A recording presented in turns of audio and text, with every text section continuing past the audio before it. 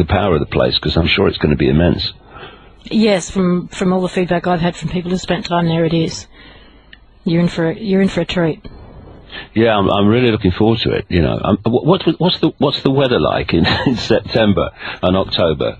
Because you always know when it's summer in Britain. Because I've got the bloody great red nose and red face, and I like the sun, but it don't seem to like me very much if I'm in it for too long. So I'm going to be the one in the big floppy hat. Well, you should be quite comfortable here then, because at the moment we are having and have had the freakiest winter. It started early. It went from summer to winter. We forgot autumn, spring, whatever it was supposed to be altogether. And right. It's been long. It's been cold. It's been the coldest in most states for like 13 years.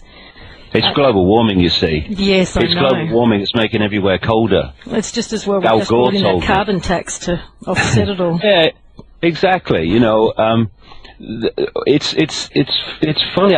It's like not spooky, but it's a bit surreal, Lisa, at the moment, because I'm watching my books from the mid-90s being read on the television news at the moment, in terms of unfolding events. And you know, because I know that one of the big issues in Australia at the moment is this carbon tax, and not only that, but other things, that this great lie about human-caused global warming, or climate change as they called it after the temperatures started falling year after year. And it's an example of something that I call no problem reaction solution. Yes, you know, you can create a problem, a real one, like a terrorist attack, which you set up and blame some terrorist for, or you can create a global economic crash, which then you can offer your solutions for, which is changing the structure of global finance in the way you want. And you can create wars, which of course are big problems, and the solution is to advance this agenda of more and more conquest of countries like Libya, we're seeing now, and the changing of the face of the way that the world's controlled politically and all the rest of it. But often you don't need a real problem. I mean, look at weapons of mass destruction in Iraq. All that was justified, all that massive loss of life and maiming of people for life, including untold numbers of children, was justified by a problem that didn't exist. They made it up. And this is what's happening with global warming, quote. They're making up the problem. They're using a frontman, or have up to this point, called Al Gore, though he seems to have gone absent without leave since the massive revelations of the emails at the climate center at a British university that showed that ClimateGate, showed that they were fixing the data to make it look like something was happening when it wasn't. Now, I mean, I'm getting worried for him, Lisa. I mean, I've not heard him lie for ages, because I've not seen him. Of course, if I saw him and his lips were moving, he would be lying, because it's Al Gore. So this is a man that had one of the biggest carbon footprints on the planet. Godzilla. He's got the carbon footprint of Godzilla, that man. And you have all these people flying to climate conferences in private jets. I mean, the ones at the core of this, they know it's a nonsense. And of course, there are now scientists. I think I saw one from Australia a few months ago, who was a climate change, kind of groupie, who's come out and said, no, actually, it's a load of rubbish. And the thing is that if you make what you want to happen and what you want to be said very financially beneficial for people, like you throw limitless amounts of money at research into climate change or global warming, all these bloody scientists are making a fortune out of researching climate change and all the rest of it. Now, two things. One, for them to come out and say, no, it's a load of rubbish, which they 90-odd% of them must know, because it's child's play,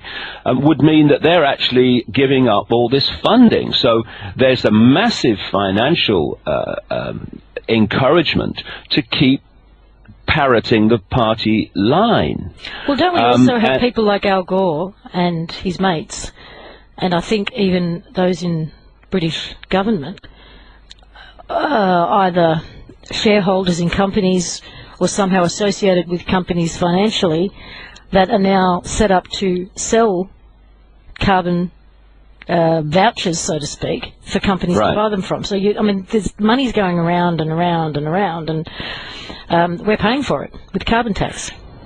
Yes, and Al Gore set up a company which operates through the City of London with a man called Blood, from former executive of Goldman Sachs. It's known as Blood and Gore, very appropriately, in the City of London, apparently. And that has interests, considerable interests, in this whole carbon trading system. And it's a scam. And they've created it, not just to create a lot of money for themselves, but that's always part of the deal whenever they do anything. But it's also to justify a tremendous number of things that wouldn't be justified otherwise. Not just carbon taxation, which is squeezing the people even more, but justifying things like smart meters and smart grids, for which there are fundamental implications in terms of human control. It's justifying the authorities messing in the fine detail of our lives. You can't do this, you can't do that. And we must be allowed to come into your home and see that you're, energy efficient and all the other stuff. And also, and this sounds on the face of it, Lisa, like a small thing, but I've got a book coming out in January. I've been writing it about 15 hours a day all summer, because I had a really tight deadline before I headed for Australia. And I go into this in some detail. What I'm talking about are these light bulbs. It's the question is this, or the point is this. This is a real red flag and a real alarm bell. When something is so ludicrous, so ridiculous, and so obviously so, yet they still push on with it, then you know it's the agenda. And if it's the agenda of this global network, then it's seriously not good for humanity. And when you look at these light bulbs, these so-called energy efficient light bulbs, or apparently if you turn them on and off too much, they're less efficient than the ones we've had up to this point, which have been fine. And what you do, it's funny, I've noticed this in my life. What you tend to do with lights is turn them on and off,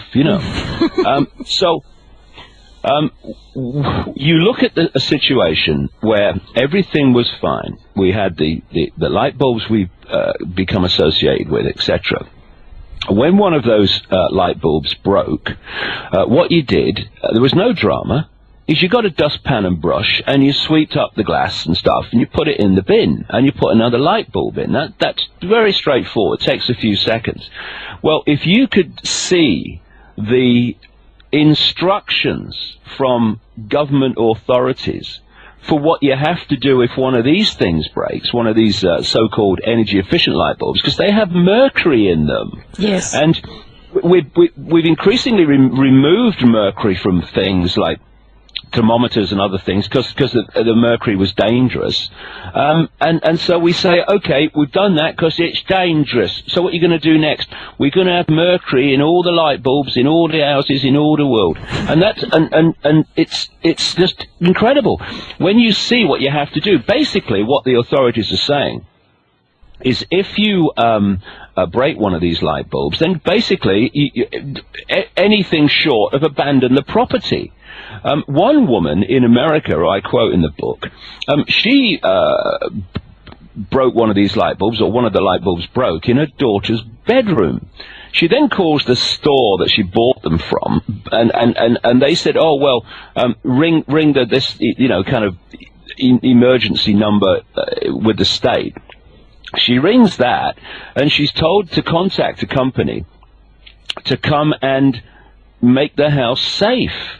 So this company turns up, one light bulb has broken, and it cost her $2,000 to clean up, and the daughter couldn't use her room for ages. That's one.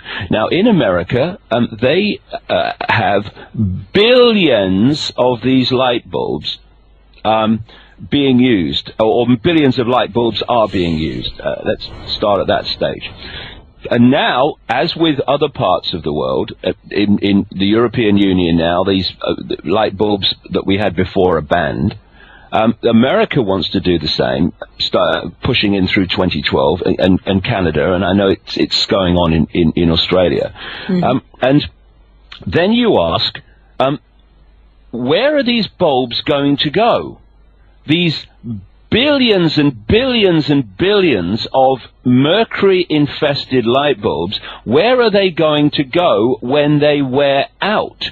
Where are they going to go? The authorities say you have to dispose of them in a certain way. Well, are people going to do that en masse? Of course they're not. They're going to end up in tips, and the tips are going to become infested with vast amounts of mercury, and it's going to eventually get into the drinking water in some places, in the groundwater in some places. And so you look at this, Lisa, and you say, this is insane.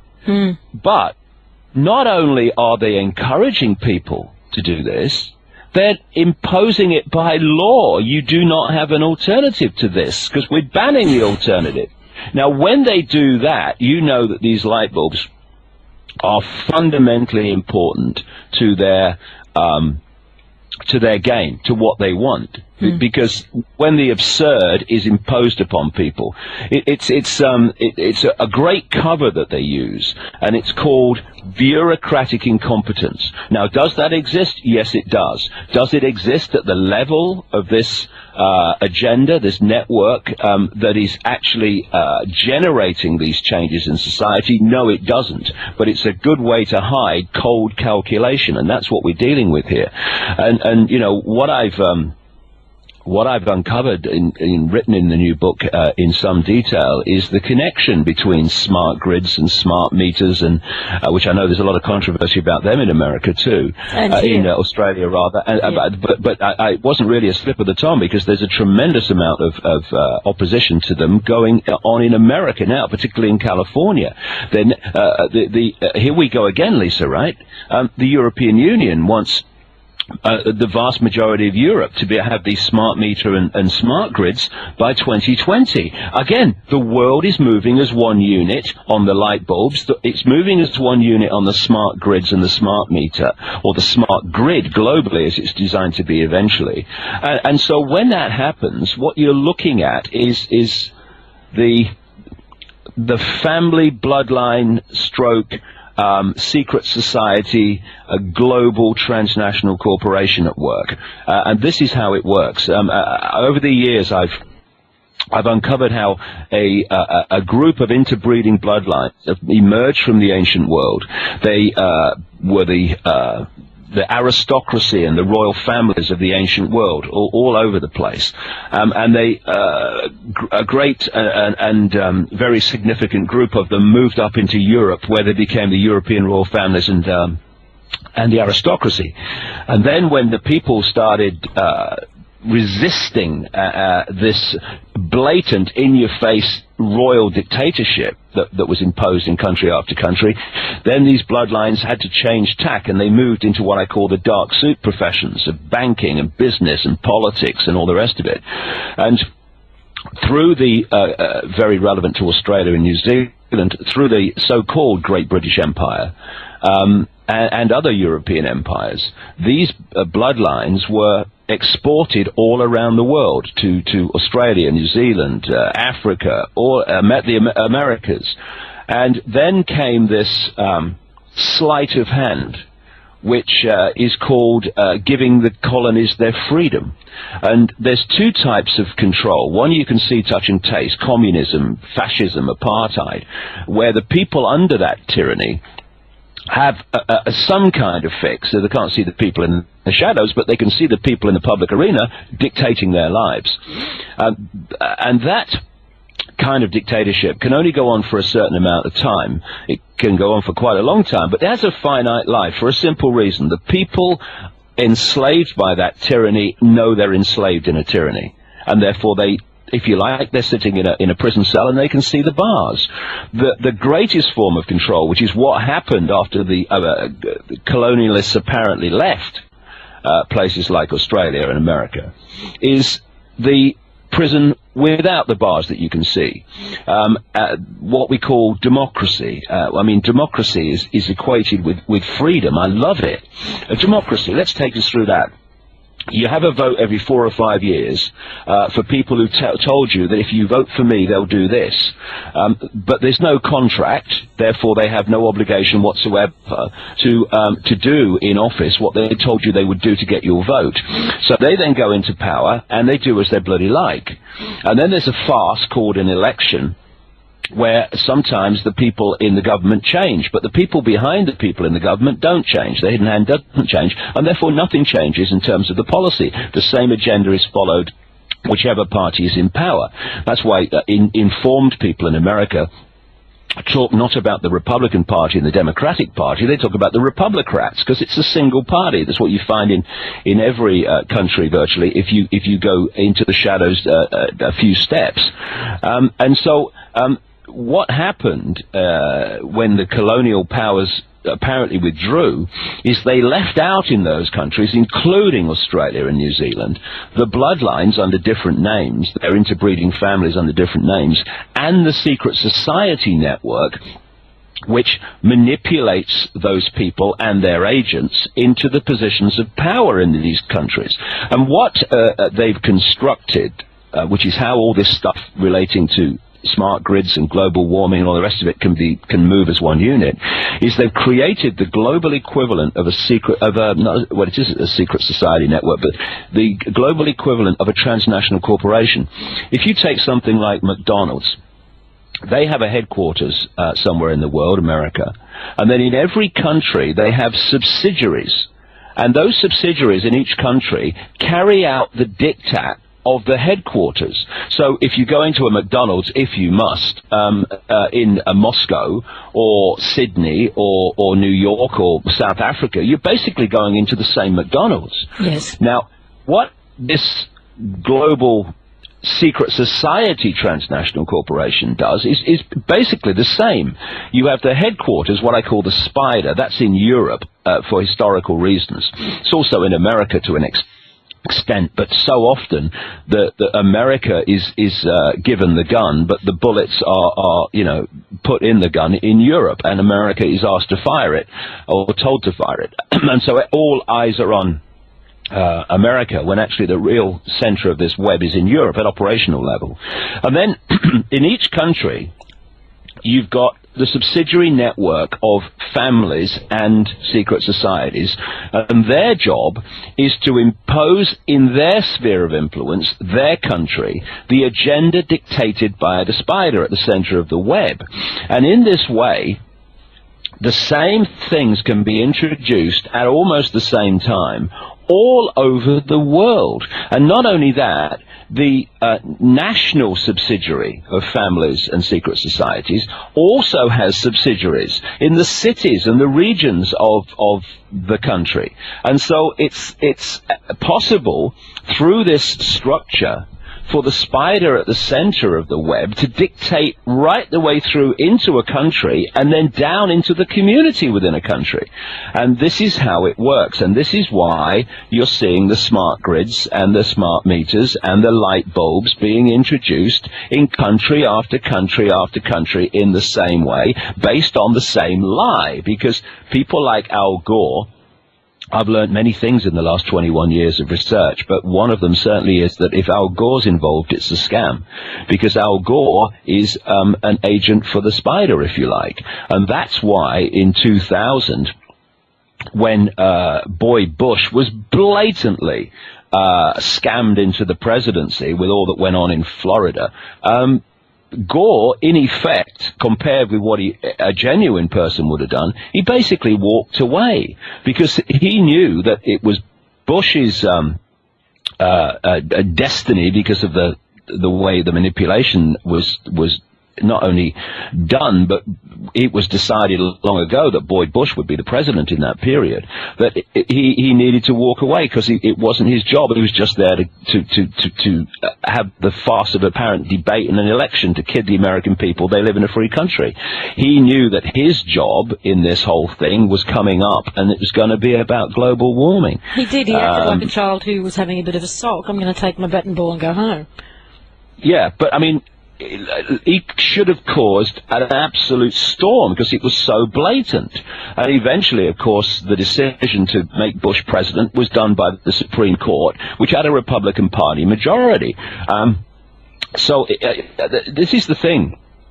When I look at any country, and I look at Australia, I see the same things, Lisa. I see John Howard pursuing a certain policy with regard to using Australian troops in wars that they should have nothing to do with. I see the way that they push the agenda on for more and more control, more and more attacks on small business, because they don't want small business or small farms. They want corporations running the whole thing. That's why you've got all these financial and attacks and all this bureaucratic nightmare that's going on for small business and small farmers and all the rest of it.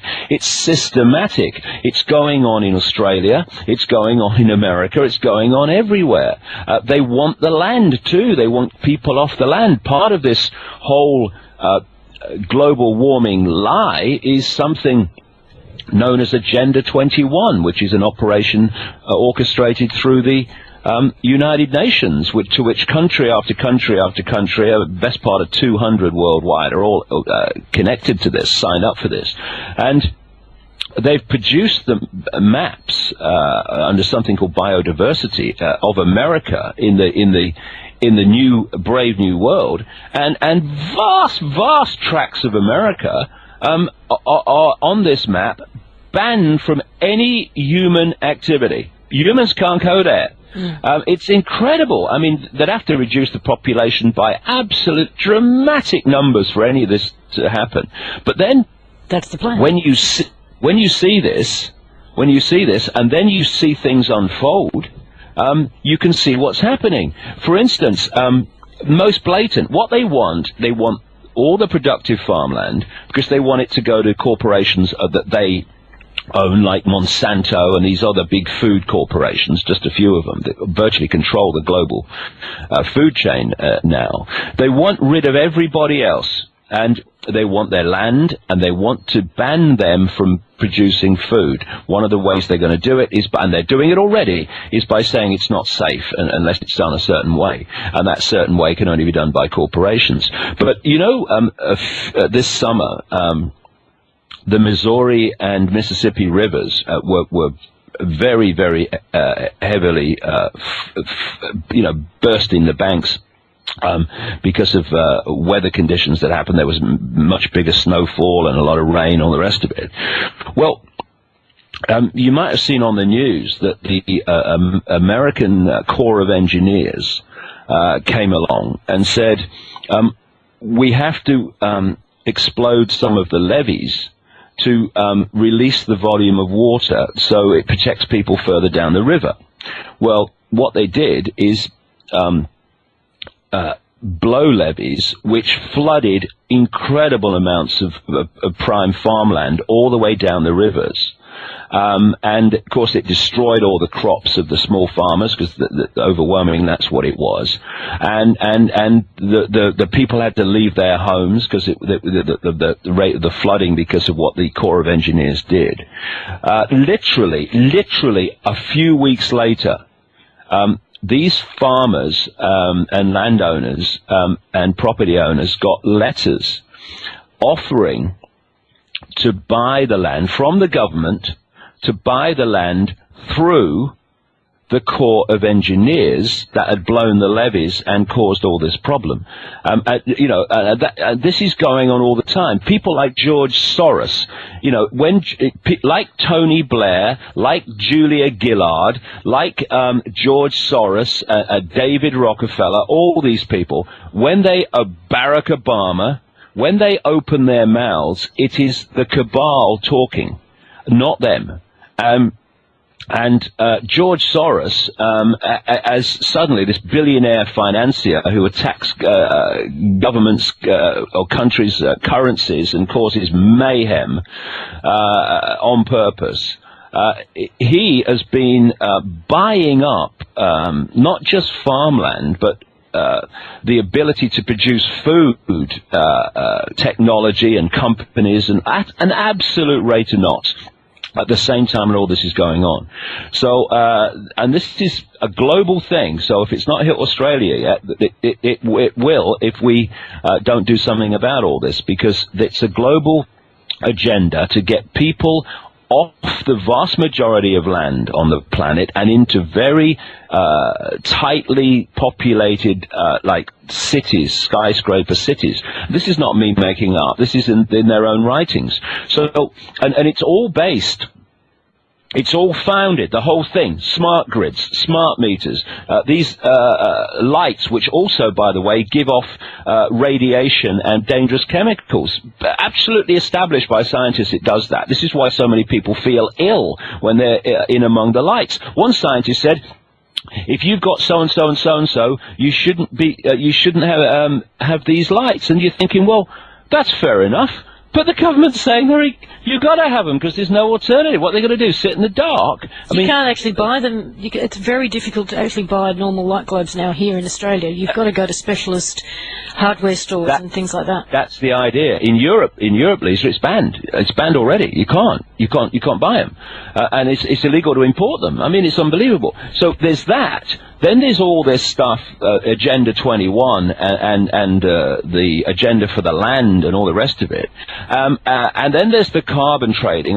And it's all based, it's all justified on a massive, provable lie, i.e. that humans are affecting the temperature of the planet. If you could see it, what I do when I come to Australia, I put a graphic on the screen, a graph of greenhouse gases. And on the left is a massive, massive chunk. It's about 97-8% of greenhouse gases. And I say, well, according to the propaganda, that must be carbon dioxide. It must be. But it ain't.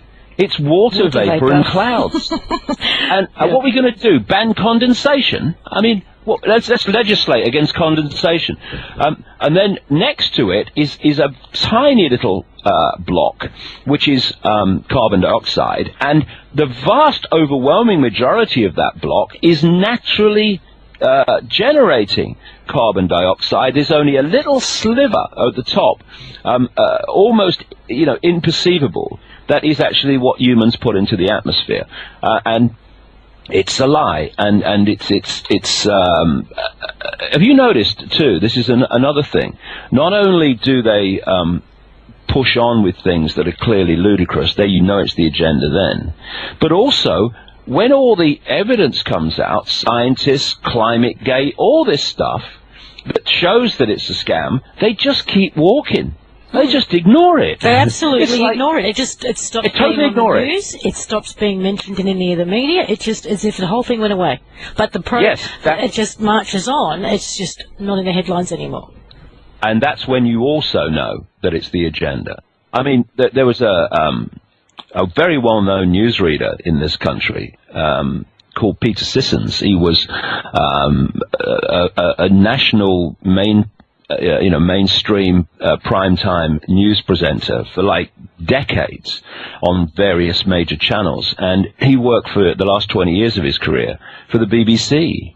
And he came out in his what they call it, memoirs, very grandly, and said that the BBC News had a strict editorial policy that global warming caused by humans was fact, and anything challenging that was not fact and therefore should be not talked about. And he interviewed the one of the national spokespeople for the British Green Party, who was talking nonsense about this whole global warming thing. One of the things she said in one interview was, "This is a national security issue."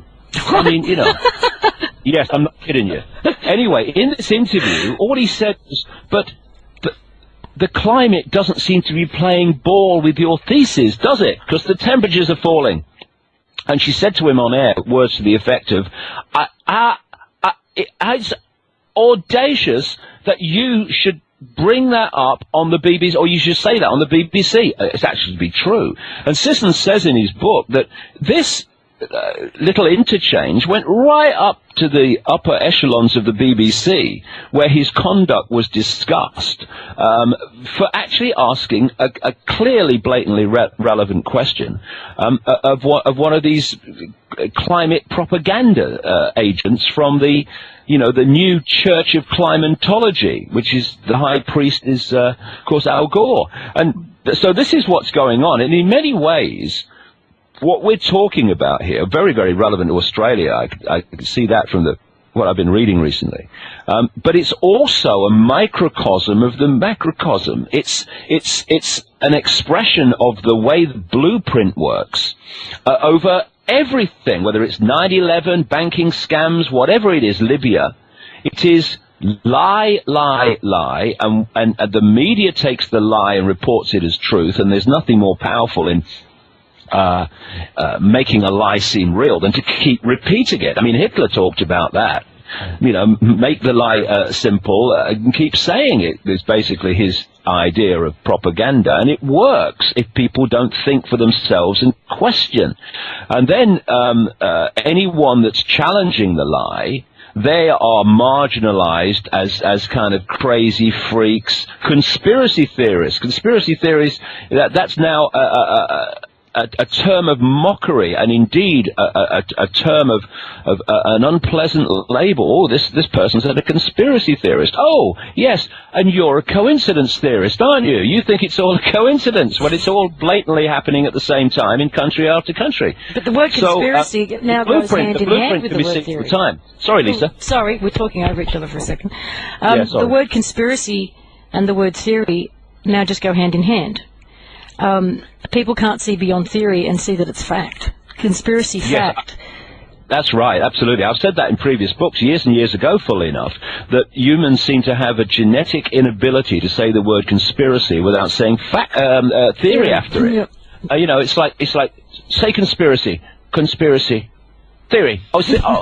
Stop myself. Can't stop myself. And it is, and this is calculated. You fuse the words together. So, for instance, what the media does, because I worked in the mainstream media for years, and if anyone could see the average mainstream media newsroom, in whatever media vehicle it is, they'd never believe another word they ever heard on the media, really. Some of the most shall we say, mentally challenged people I've met have been journalists, and both who I work with and seen since. But what happens is they eventually establish, was in my books for years before that the whole thing about weapons of mass destruction in Iraq was a lie, a calculated lie to justify the invasion. Okay, fine. Okay, they got there eventually, or some of them did.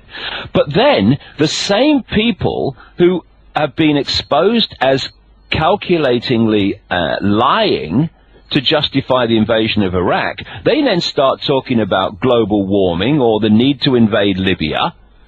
And the media just starts taking what they say as fact again. And it's like, is there anyone home? I can't see any evidence of it. And, this is a really big key, because like I just mentioned, there's a technique that I've been calling for a long time, problem, reaction, solution, or no problem, reaction, solution. You create a problem covertly, terrorist attack, government collapse, financial collapse, whatever.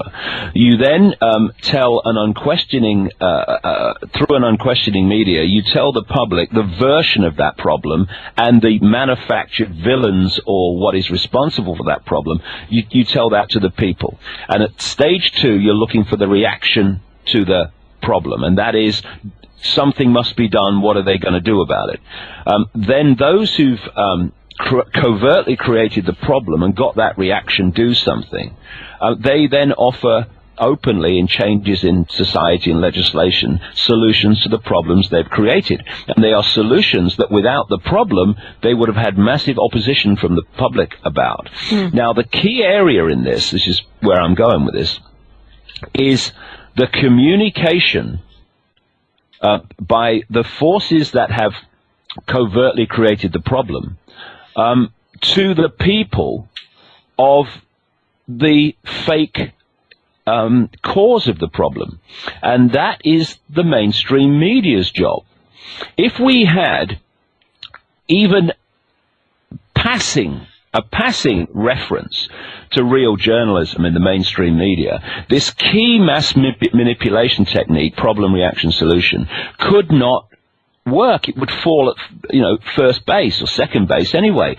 The point where those that covertly created the problem are communicating their fake explanation to the public, journalists, real journalists, would look at it, they would investigate it, they would check it out, they'd see if it stood up, they'd see if it was true, and they'd find, as people like me and so many others around the world do in the so-called alternative media, you find that the official explanations are a nonsense and a blatantly manufactured fairy tale. That you would then communicate that to the public, and problem, reaction, solution is gone. It's broken down, it's collapsed, they don't get to the solution stage.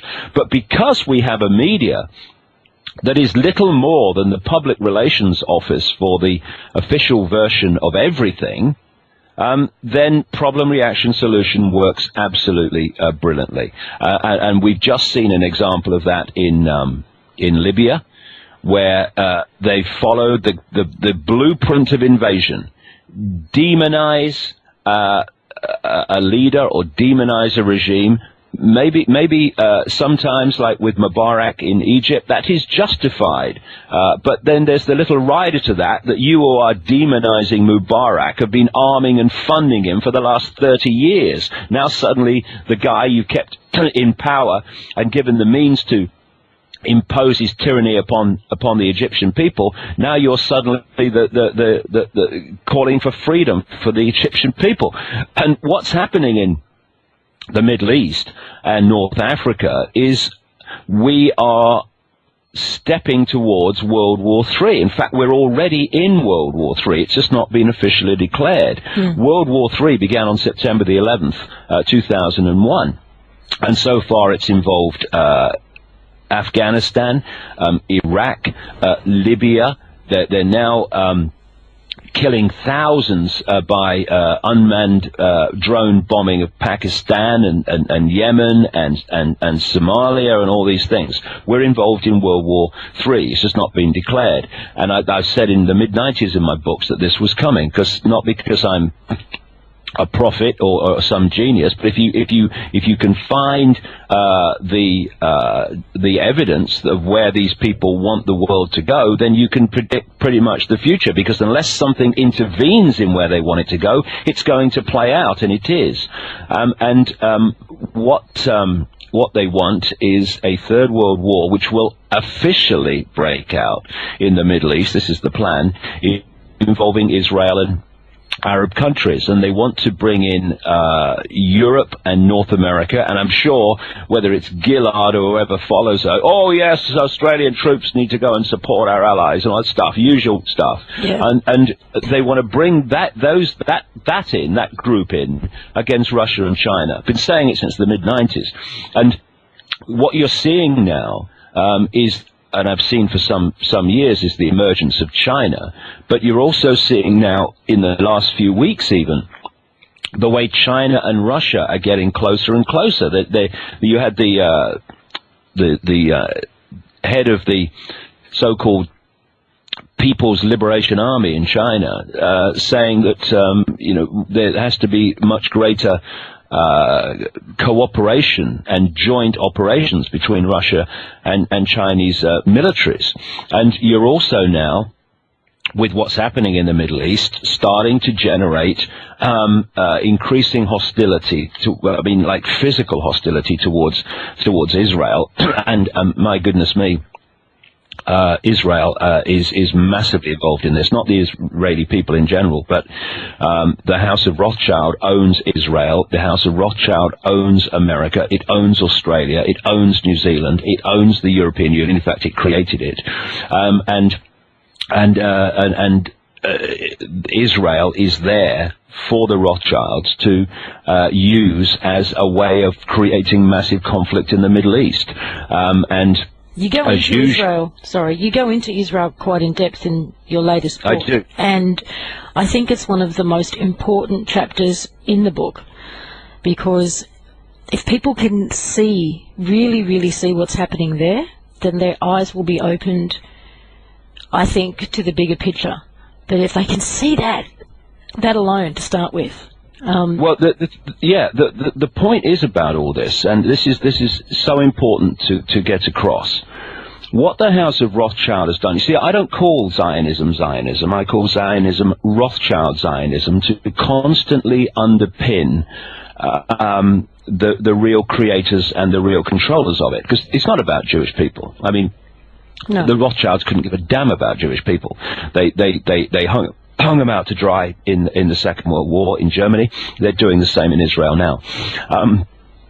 To them, Jewish people are just fodder. They're just a smokescreen to use and hide behind. But what they've done, the Rothschilds, through all this media control that we've been talking about, is they have equated, again, merely through repetition, that as with democracy and freedom, so with Zionism and Jewish people, that the two terms are interchangeable. One means the other. It does not.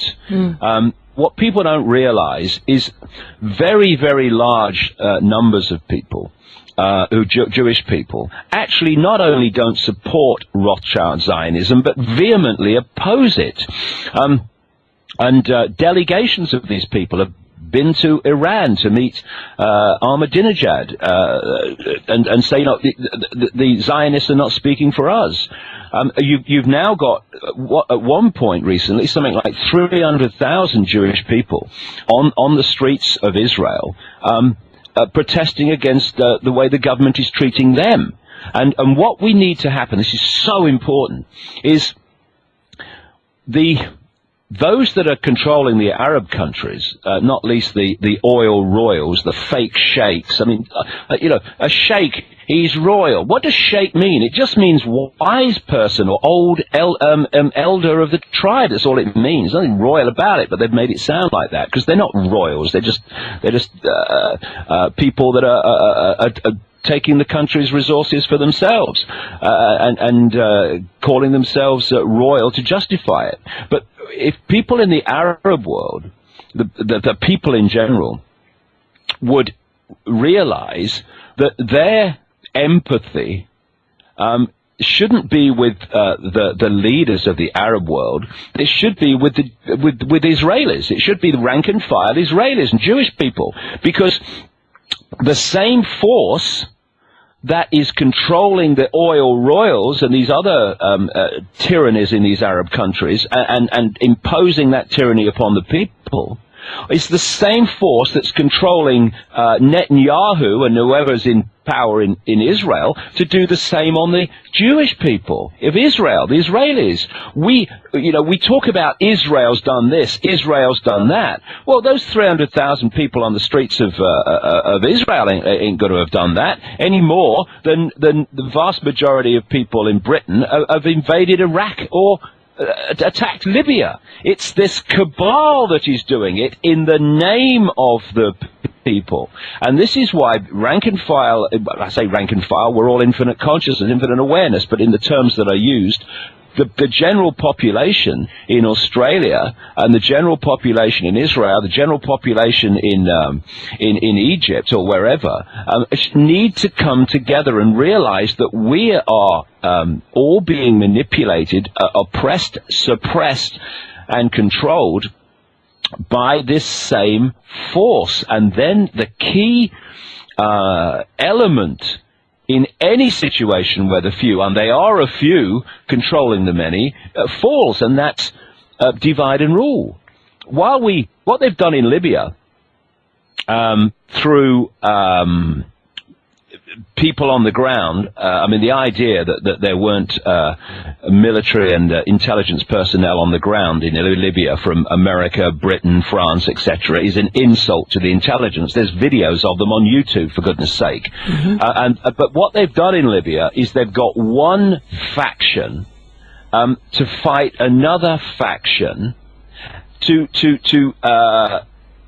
kill and maim each other, so that those that have orchestrated that and orchestrated the NATO bombing, so that the side they wanted would turn out the victor, the force that's created that mayhem, that slaughter, that savagery, has now taken their country over. You know, I mean, it came out last week that this National Transitional Council, it's not, I mean, first of all, these are hand-picked people by the Americans and Europe. But there's another organization which has been set up by America. It's like a transitional financial organization. And that is what is controlling Libya and is funding the apparently spontaneous Transitional National Council. And so we see the movie, which the media, of course, play, because, you know, I've said for years, you know, most mainstream journalists are nothing more than movie correspondents. That's all they are. They're just telling you, they're giving you the background to a movie, which to hide what's really going on. And so through this means, they have got Libyan to fight Libyan, and now they're controlling the country. It was amazing. I talk about multitasking. Well, in the early days of this, in effect, civil war, but it wasn't really a civil war, because the civil war side on the rebels were merely basically actors in a movie, very deadly actors, a lot of them, for what was being orchestrated by NATO in the background.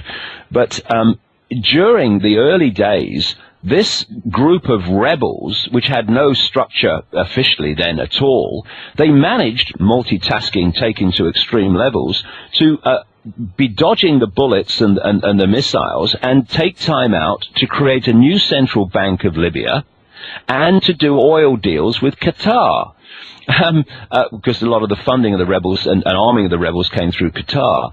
And so now we even saw at that time, but now it's blatant, what Gaddafi, I don't have no brief for Gaddafi, but he did a lot of good things for Libya, and I don't agree at all with someone being an unelected dictator for 40 years, but a lot of good things were done by Gaddafi for Libyans that weren't happening before he took over.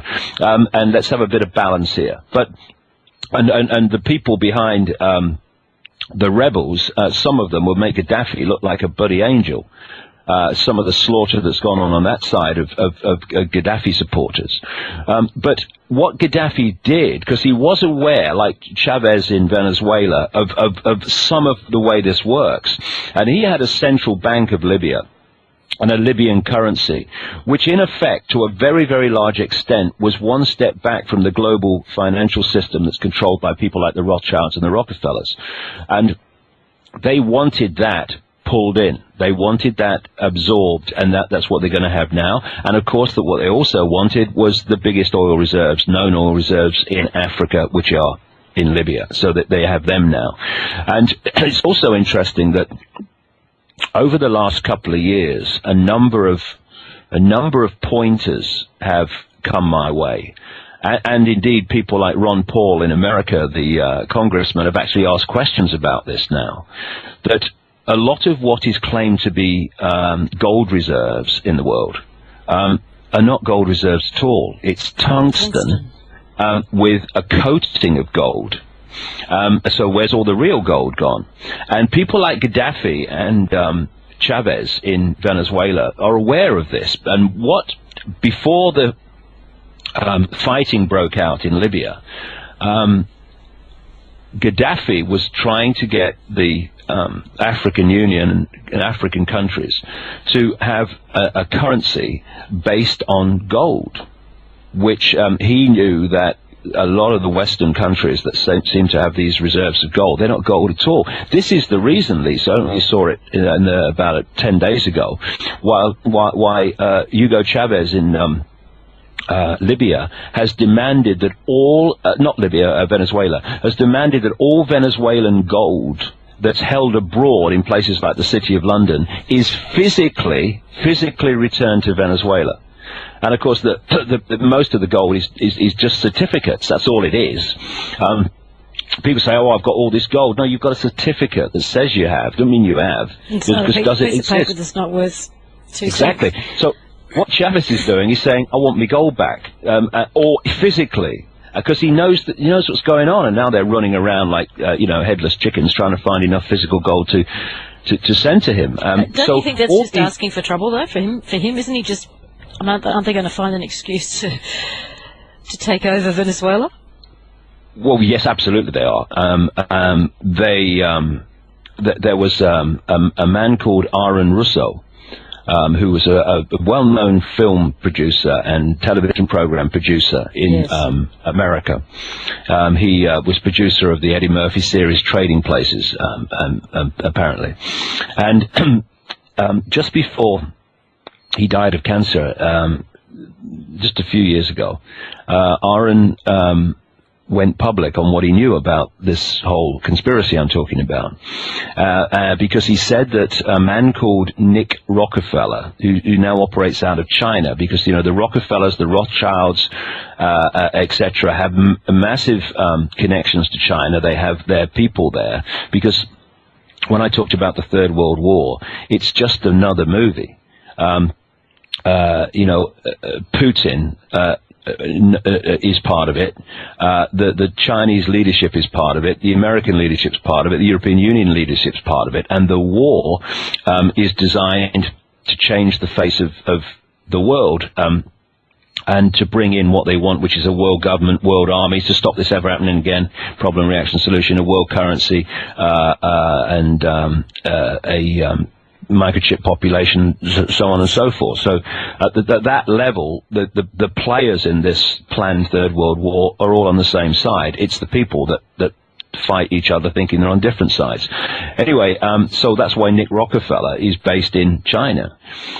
Anyway, in this conversation Aaron Russo talked about, Rockefeller, who was a friend of his up to this point, tried to bring him in to an organization called the Council on Foreign Relations in America, which is the organization Rockefeller Rothschild controlled that dictates American foreign policy, along with Israel, i.e. the Rothschilds.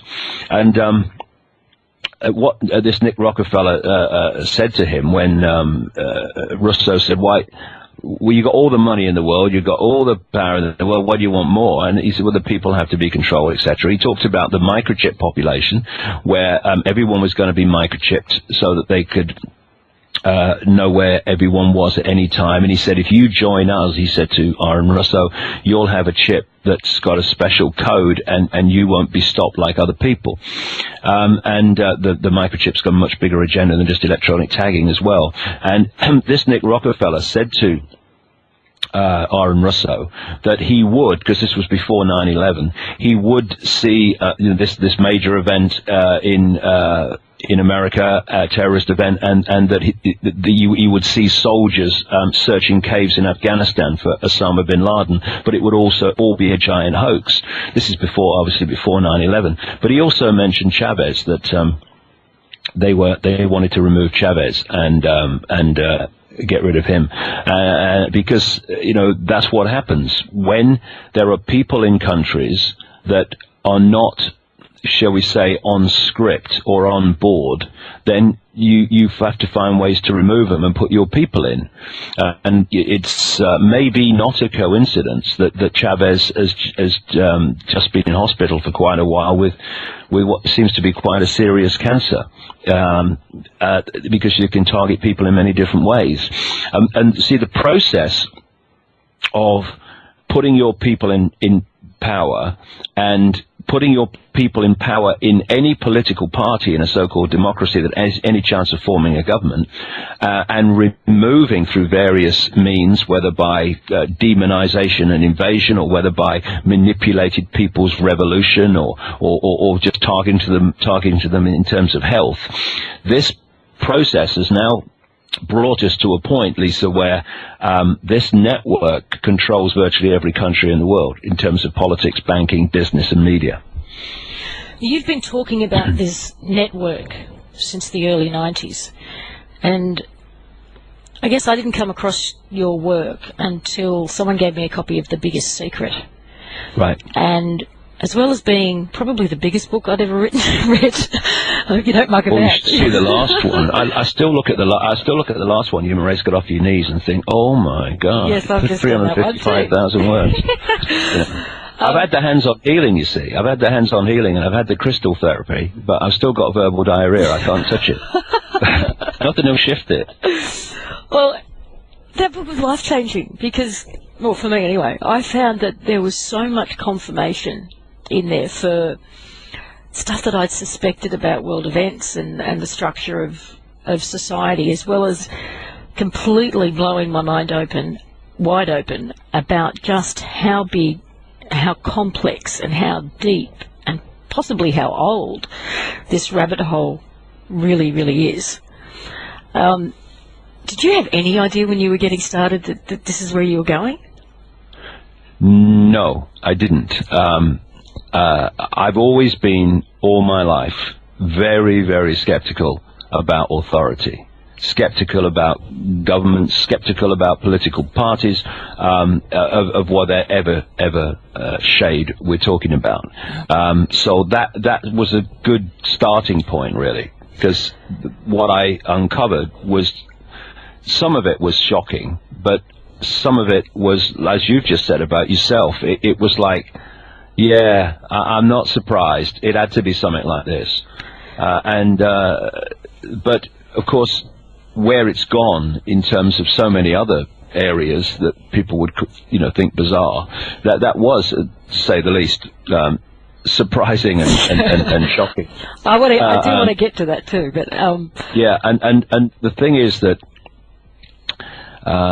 if you are an expert in the 5 sense level of this conspiracy, you're an expert in 9/11, you're an expert in manipulated wars, in banking scams, in political scams and manipulation, you're an expert in the biotech conspiracy and the pharmaceutical conspiracy, you are still, even so, only walking around the outer rim of the rabbit hole. That's how deep it goes. Yeah.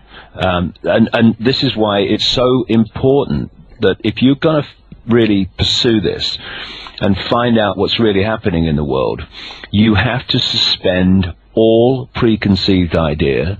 You have to get a blank sheet of paper in front of you. You have to wipe clean all your previous beliefs and perceptions and say, okay, information is going to be my guide, and I'm going to go with the information. Because if you have a political belief, a religious belief, particularly religious belief, or any rigid, non-fluid, immovable perception of anything, then you are going to start editing, censoring, or not going into areas where the information could undermine and put your belief systems into question. See, there are many, many people in America who are doing great work exposing this conspiracy on the five sense level. But they won't go into other areas that we need to understand why the five sense level works as it does and how. Because they have Christian belief systems, which if they go into these areas will be under threat. And thus, they don't go there. Well, I kept thinking while I was reading that book, I kept wondering, how is this guy still walking and talking? Because you name presidents, prime ministers, so-called, captains of industry and leaders of the military, the media, medical and pharmaceutical organisations. You name them as Satanists, as child murderers, as pedophiles, and more, which we'll get to. Did you ever go through a process of doubting or fear about going public with all of this? No, never. See, the way I work is I come across information, and it's come to me in the most synchronistic way over the last 21 years. There is some force handing me pieces in a puzzle. There's no question about that. I don't know what that force is in terms of the detail, but something's handing me pieces in the puzzle through something called synchronicity. And so what happens is a new subject will come into my life, and from that moment, information about that subject is coming at me from all angles. And then what I call put it on the back burner, and I wait to see what happens. And more information will come. Sometimes it doesn't, and if not, I leave it alone. But if it does, and it normally does, then it keeps adding, and it keeps adding, it keeps cross-referencing, it keeps cross-confirming, maybe about a person, maybe about a situation, whatever. And there comes a point where that tapestry of information is compelling enough to me to go public with it. And my criteria is simple. It is it true?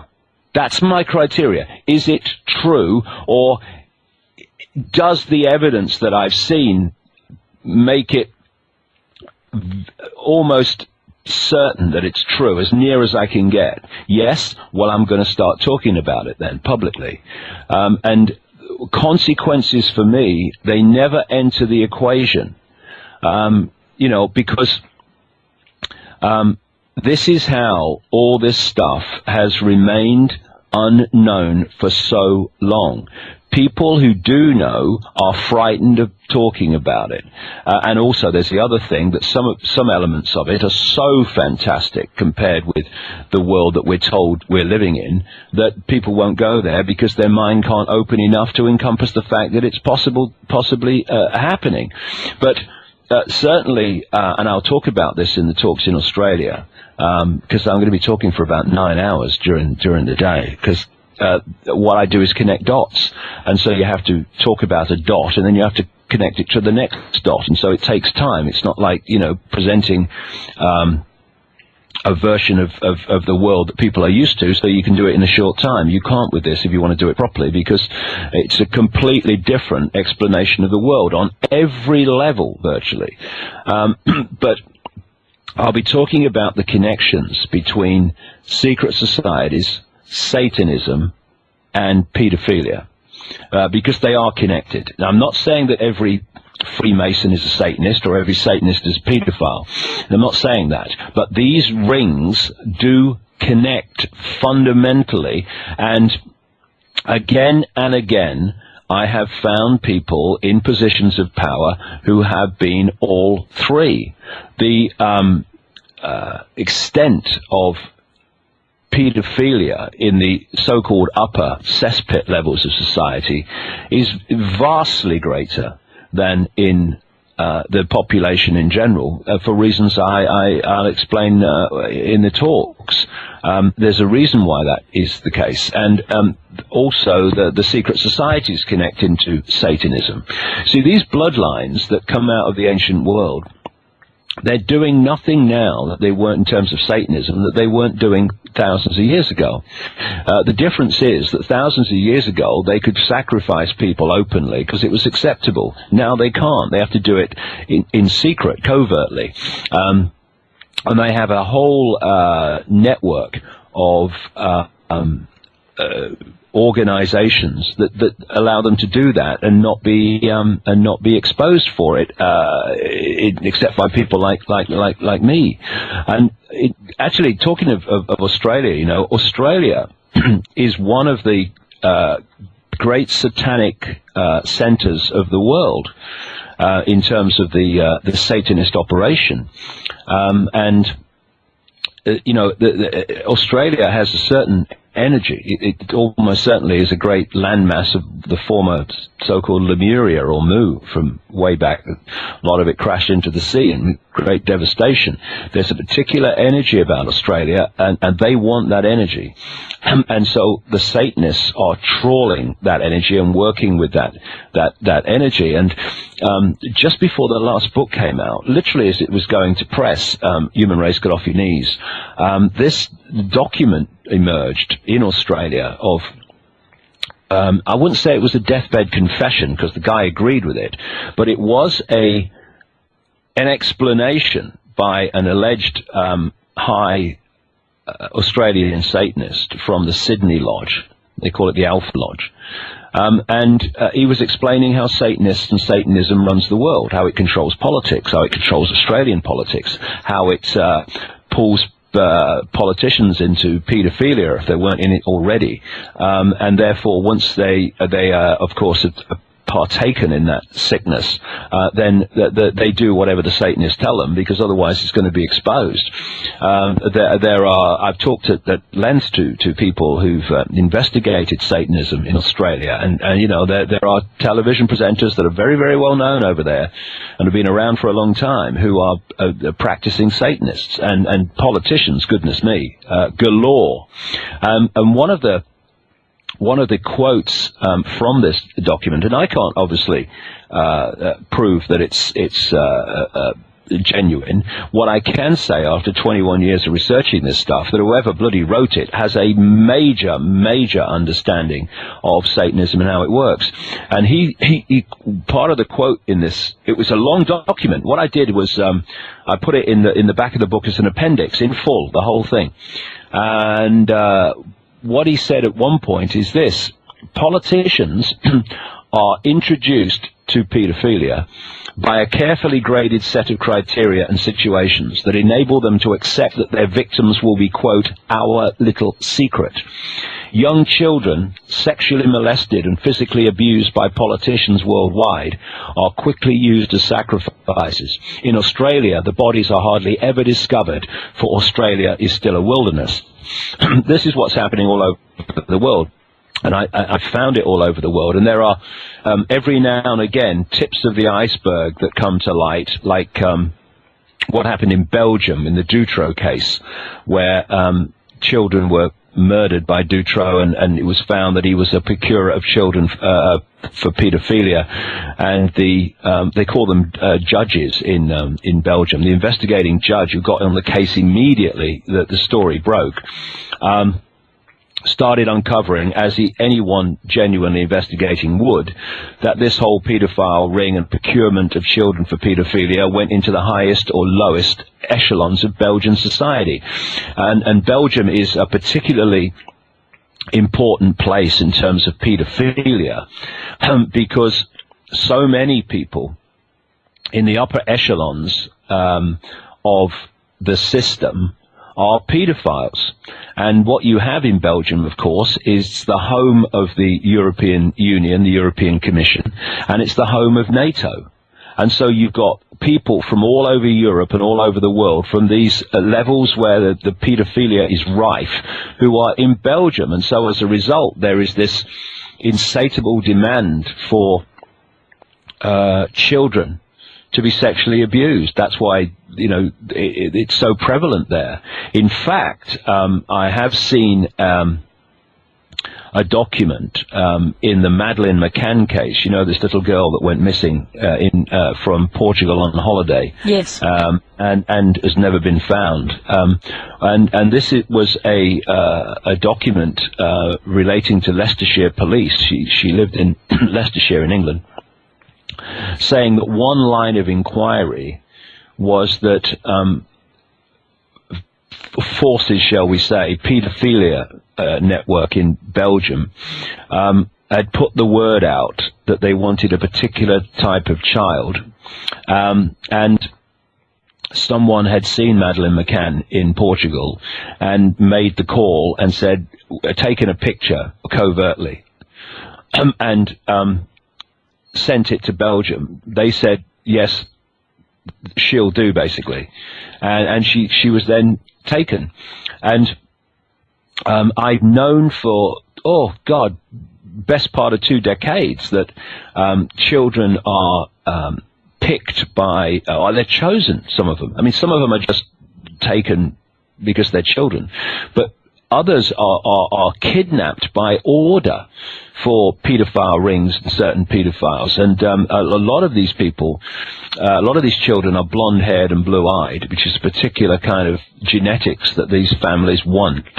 And a lot of these kids end up in places like the Middle East, where the oil royals keep them in captivity. And I don't know if this is happening in Australia, but again, it's the blueprint, and it's happening everywhere else, like in Europe, in Britain, in America, that we now have, and it's obviously systematic because how quickly it's come in.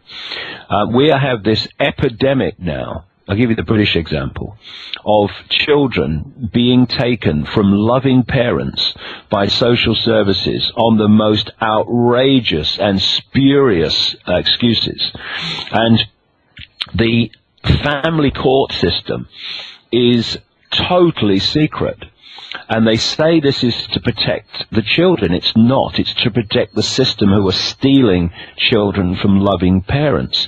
So much so that when social services come along, often with armed police, unbelievably, to take children from their families, the families are told that if they go public with the fact that this has happened, they'll go to jail for breaking the family court secrecy laws.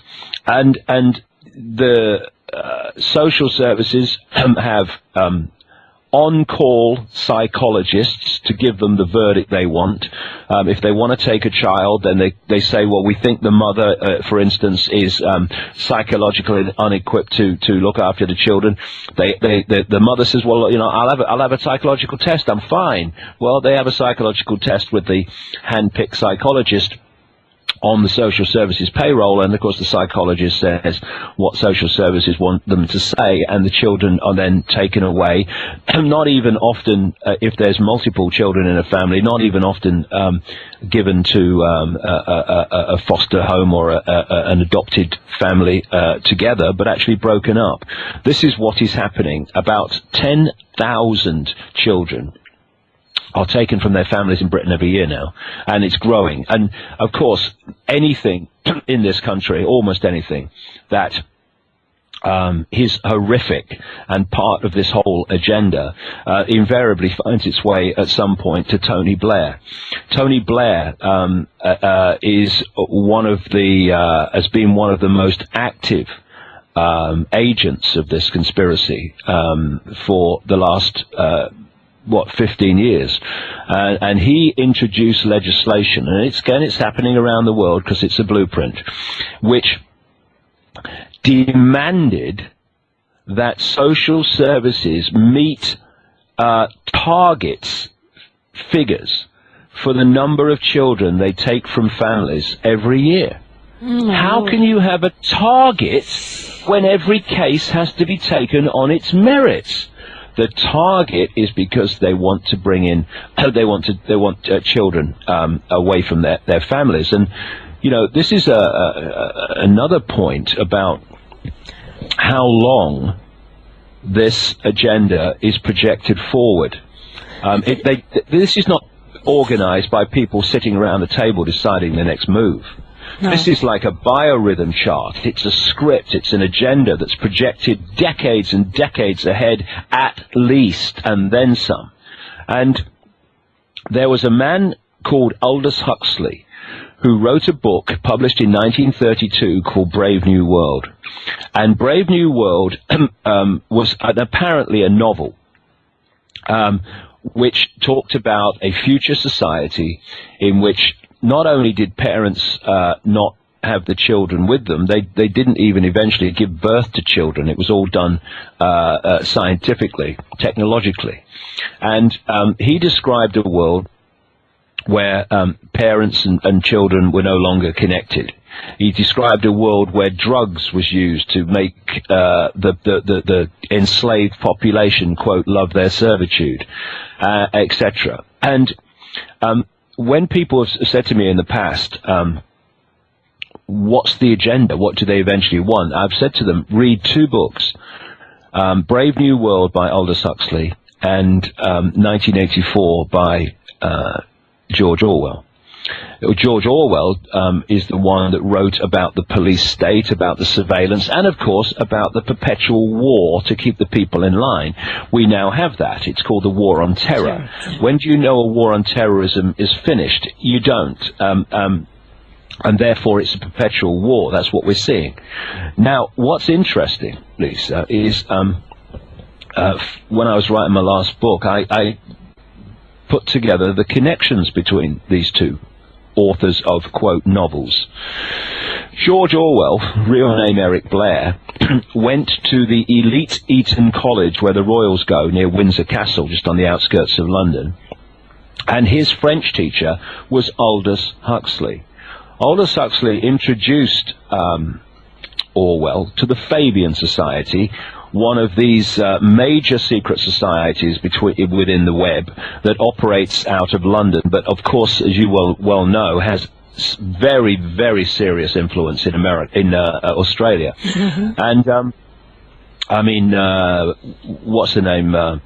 The Prime Minister, Julie Gillard and Kevin Rudd, the previous Prime Minister, they're both Fabians, and the Fabian Society is massively influential in Australian politics.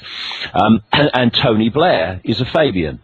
The Fabian Society created the British Labour Party and still controls it to this day, and the same with the Australian version, because the two are very connected. If you go into the inner sanctum of these seriously significant secret societies like the Fabians, then you have access to the projected agenda, decades and decades ahead. And if you have access to that, you can write prophetic novels that turn out, as Brave New World and 1984 have done, to be extraordinarily accurate in the light of modern events. I actually have a question about this, because as you've pointed out in your books, that this agenda, it wasn't thought up over a beer last Tuesday. It's been on the cards for, if not hundreds of years, potentially even thousands of years. Oh, yeah, absolutely.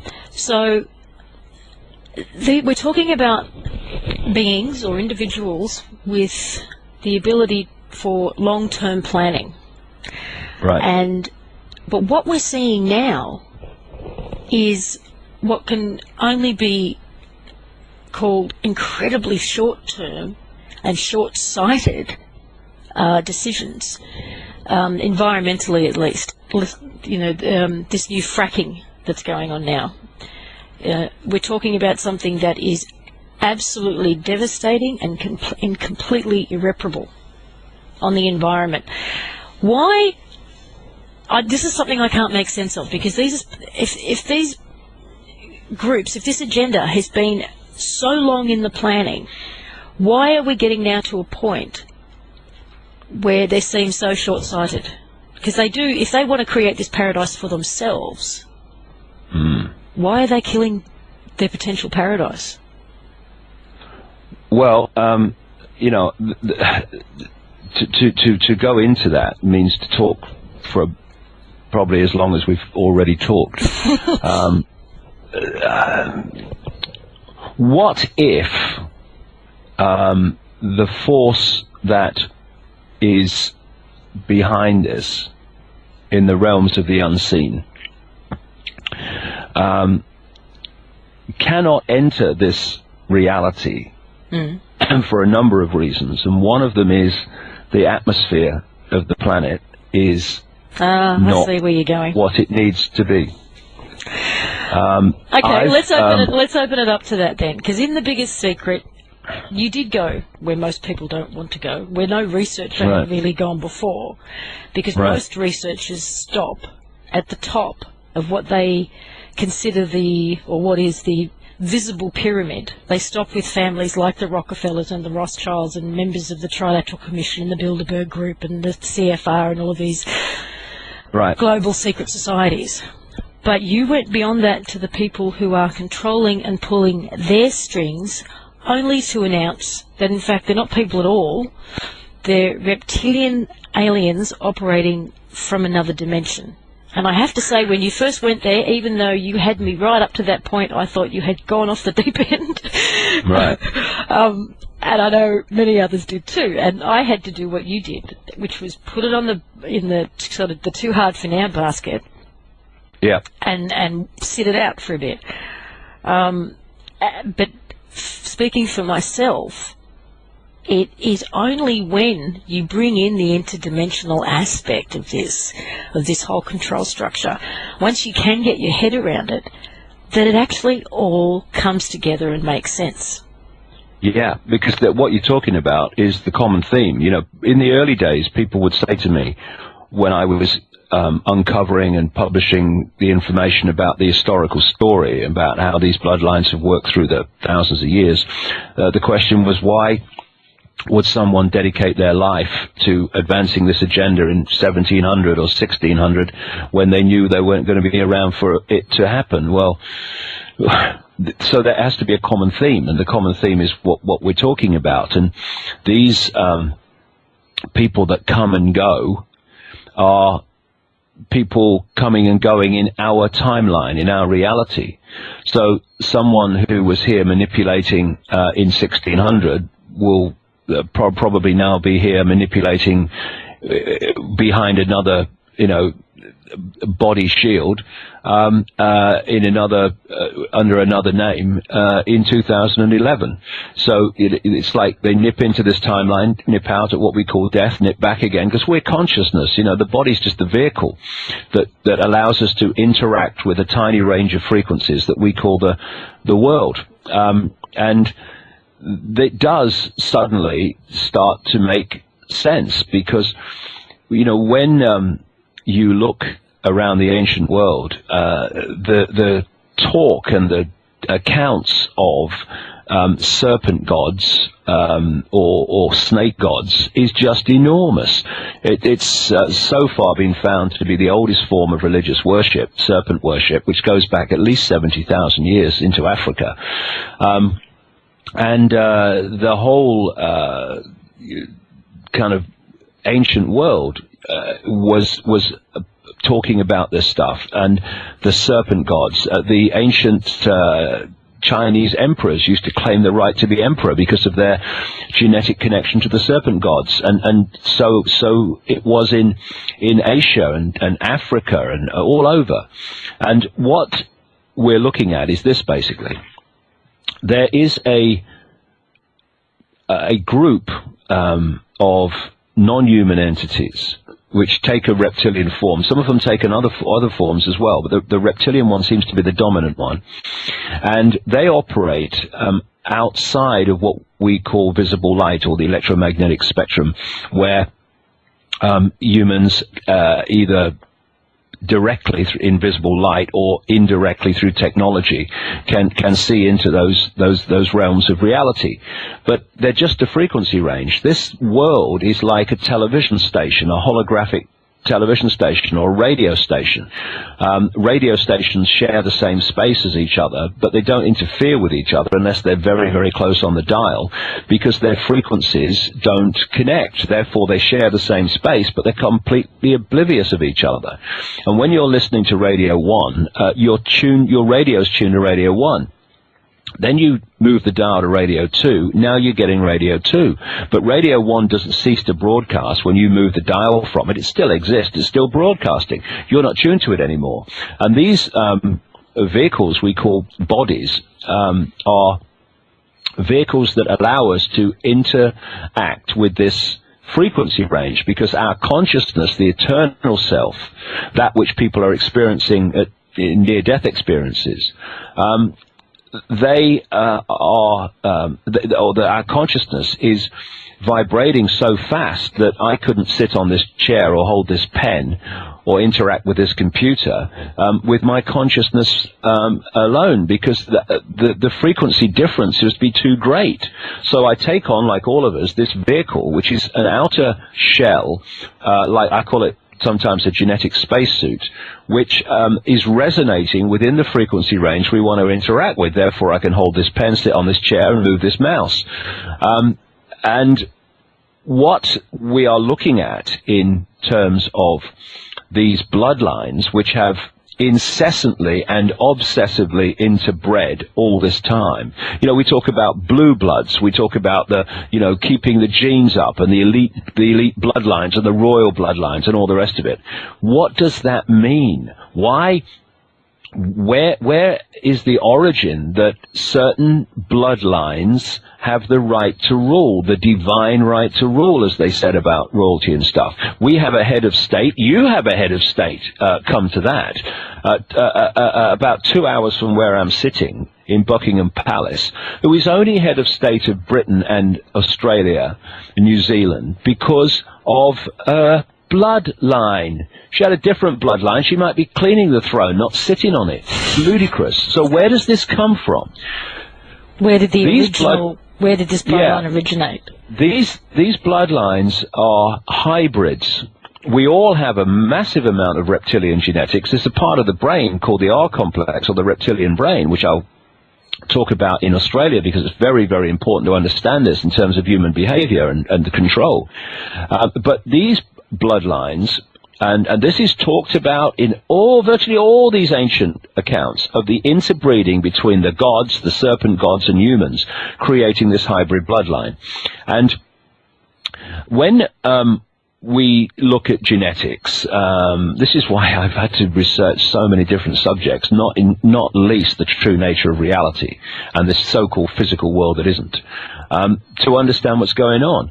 We look at genetics, we look at a wall, we look at a person, we look at a bus, and we see something that's taking apparently physical form. But what it is an energetic information field. And we read that, we decode that information into what we see as a physical object. Actually, it's a holographic object, illusory physical. So you look at genetics, you look at DNA, you look at the genetic structure of the body, and we perceive a physical body. Actually, it is an information field. I explain this all so simply in the talks in Australia. And therefore, these entities that are manipulating, they understand that the human body is an information field, and they have created these hybrid bloodlines which have a greater infusion of reptilian genetics than the mass of humanity. And they have basically dual-coded DNA.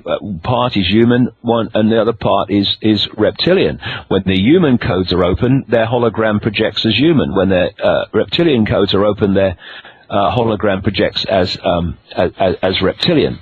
And these bloodlines, because they have a greater infusion of reptilian genetics, i.e., the information field, the resonant vibrational field, then there is a far, far greater compatibility in terms of resonance and vibration between the hybrid bloodlines and these reptilian entities operating just beyond human sight than there is between the reptilians and the general human population. In other words, this vibrational compatibility between the two allows these hybrid bloodlines within the human world to be possessed mentally, emotionally, and, quote, physically, far, far more powerfully than the general run of the population, where that vibrational compatibility is nothing like the same. And so these reptilian entities have been manipulating our world for thousands of years and then some, by hiding behind apparently human form. And this is a very simple analogy that kind of gives the relationship of everything. You'll see sometimes scientists working with material that's too dangerous to touch. Sorry. So the material is put in a tank. The scientist stands outside of the tank and puts on these big long gloves that allow the hands to go inside the tank and works with the material inside in a safe way. Take the tank to be our human reality, take the scientists to be the reptilian entities, and take the gloves to be these bloodlines, and you've got the relationship. And so these bloodlines have had to, over thousands and thousands of years, they've had to obsessively interbreed, because they are, in their terms, perpetuating an information field, which, if they interbred with the general human population, would be diluted very, very quickly. And therefore, this is where you get all the interbreeding among the aristocracy and the royal families, and also the unspoken aristocracy and royal families that now overwhelmingly wear dark suits and operate in politics, business, banking, and media, etc. And so we see apparently someone human in the presidency, but or running this bank or whatever. But actually, if you could see deeper into their energy field beyond the limitations of visible light and technology, you would see a very different entity to the one that appears to be in power. You know, baby boy Bush must have changed puppet masters over the years, because I saw a YouTube clip of him recently in his days when he was running for office in Texas, and it was a clip of him during a debate. And in the overall scheme of things, not that long ago, but he was articulate, he appeared quite intelligent, well informed, he didn't ask for the question to be repeated, he didn't stumble, you would not believe it was the same man as the one that was president. Well, the thing is that these people are vehicles, and the possessing entity or entities, sometimes they come forward, and sometimes they stay in the background when there's no need for them to influence events, as there are at other times. And this imposition or stepping back will produce a very tangible change in the person's demeanor and personality, definitely.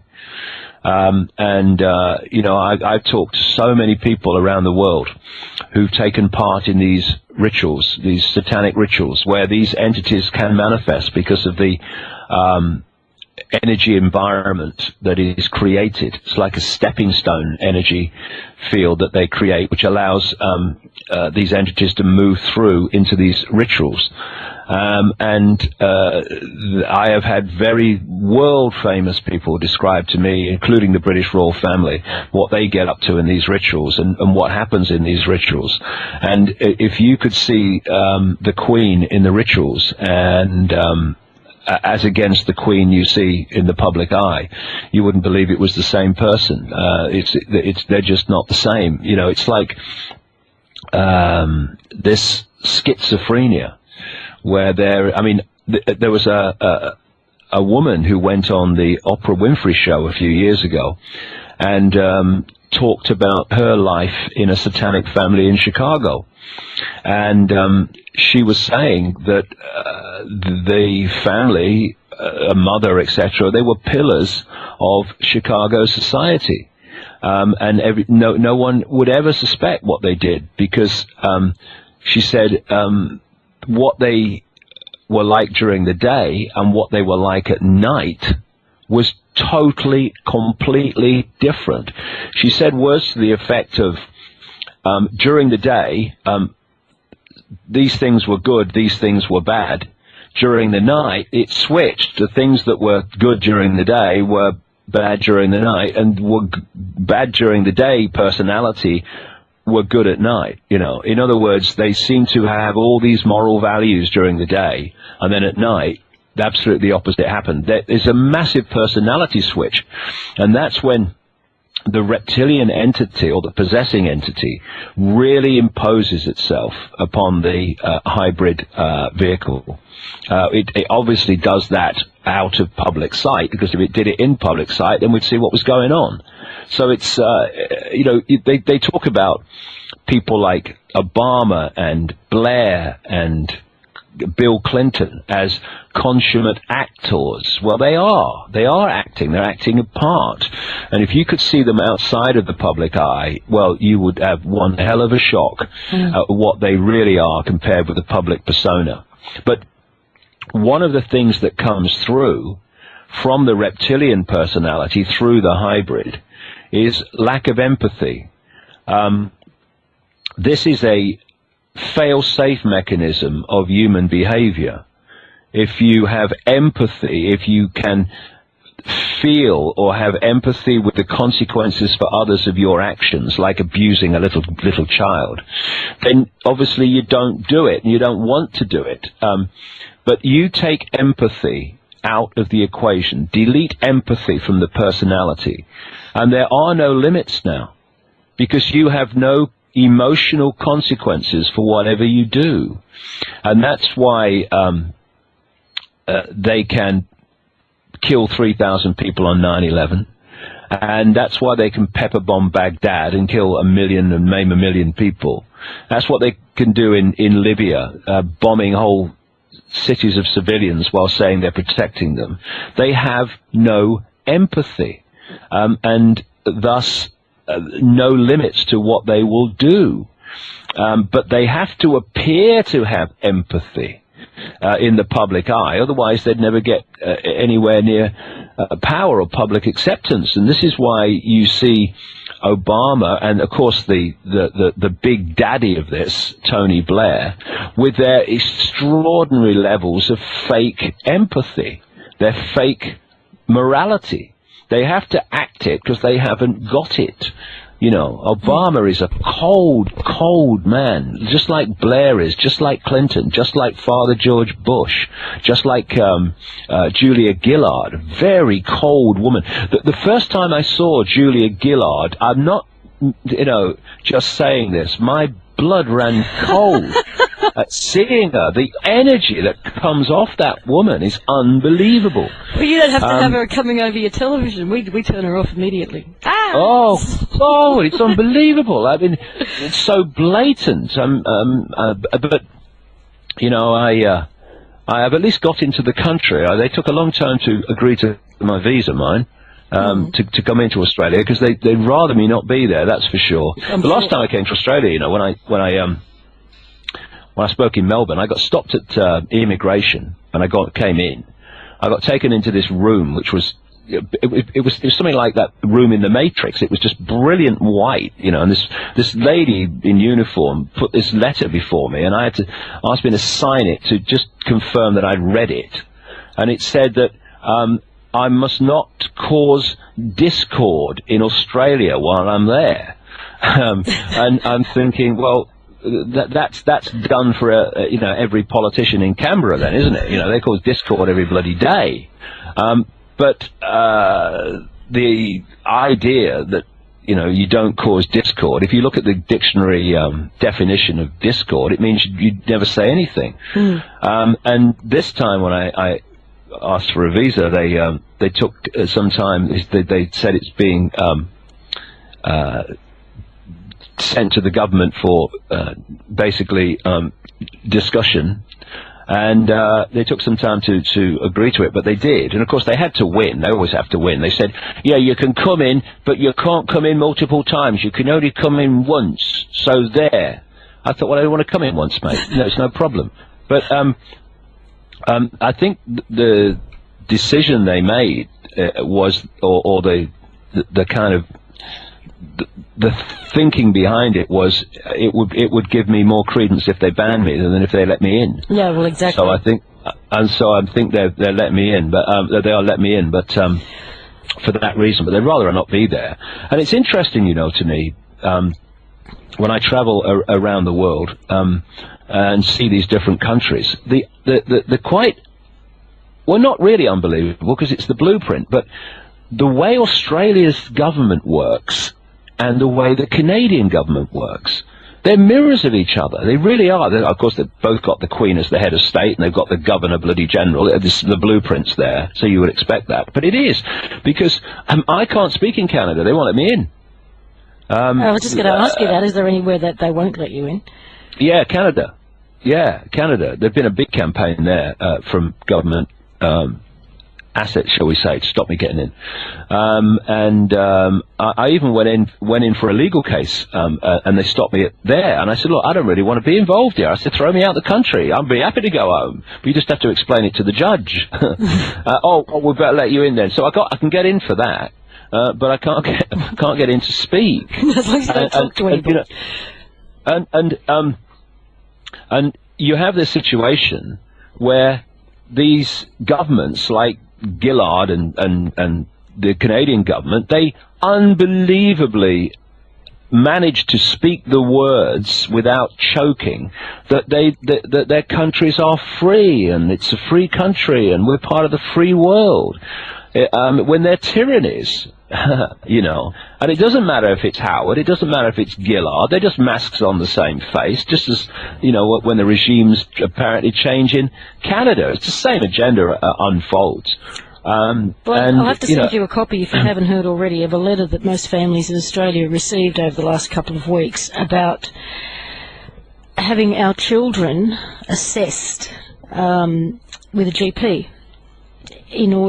This is children who are getting ready to start school. Have you heard about this one? No, I've not. Can you send that to me? I will, yes, definitely. Yeah, that fits again. I mean, we're talking a key word here, children. Mm. And I tell you, parents of Australia, and I say this to everybody because it's the same everywhere, backsides and sofas need to part company very, very fast because they want your children. And if you've got grandchildren, well, they'll want them even more powerfully because of the way that they will have moved forward by then. Come on, enough, no more, because we're going to bloody regret it deeply if we don't make a stand now, and not just stop it going any further, but start rolling it back. If anyone says, "Oh no, I can't be bothered, it's a good game," well, look your children in the eye, mate. Look your bloody grandchildren in the eye and tell them you've got no time, or there's a good game on, And it's interesting with this whole thing about the hidden hand being in control and politicians just being puppets, and it's in our face. If people just take a deep breath, take a step back and look at it again. You have an underground operation in Australia called Pine Gap, right? Right? But Pine Gap, it's not a million miles in Australia terms, of course, from Ayers Rock. They're working with this energy. They understand this energy because it's information, and you can use the natural energetic fields of the earth in very, very powerful ways if you know what you're doing. And no Prime Minister of Australia, whether it's Howard or Gillard or whoever, will have a clue what is happening in Pine Gap, which is American soil in Australia. The British Prime Minister, Cameron, Blair, doesn't matter who it is, will not have a clue what is happening in North Yorkshire, a place called Menwith Hill, which is a major American base and is officially, once you get inside into the inner sanctum, American soil in Britain. Obama, Bush, Clinton will have not a clue what is happening in Pine Gap or Menwith Hill or in the more than 100, considerably more than 100 underground bases in America. So, next question.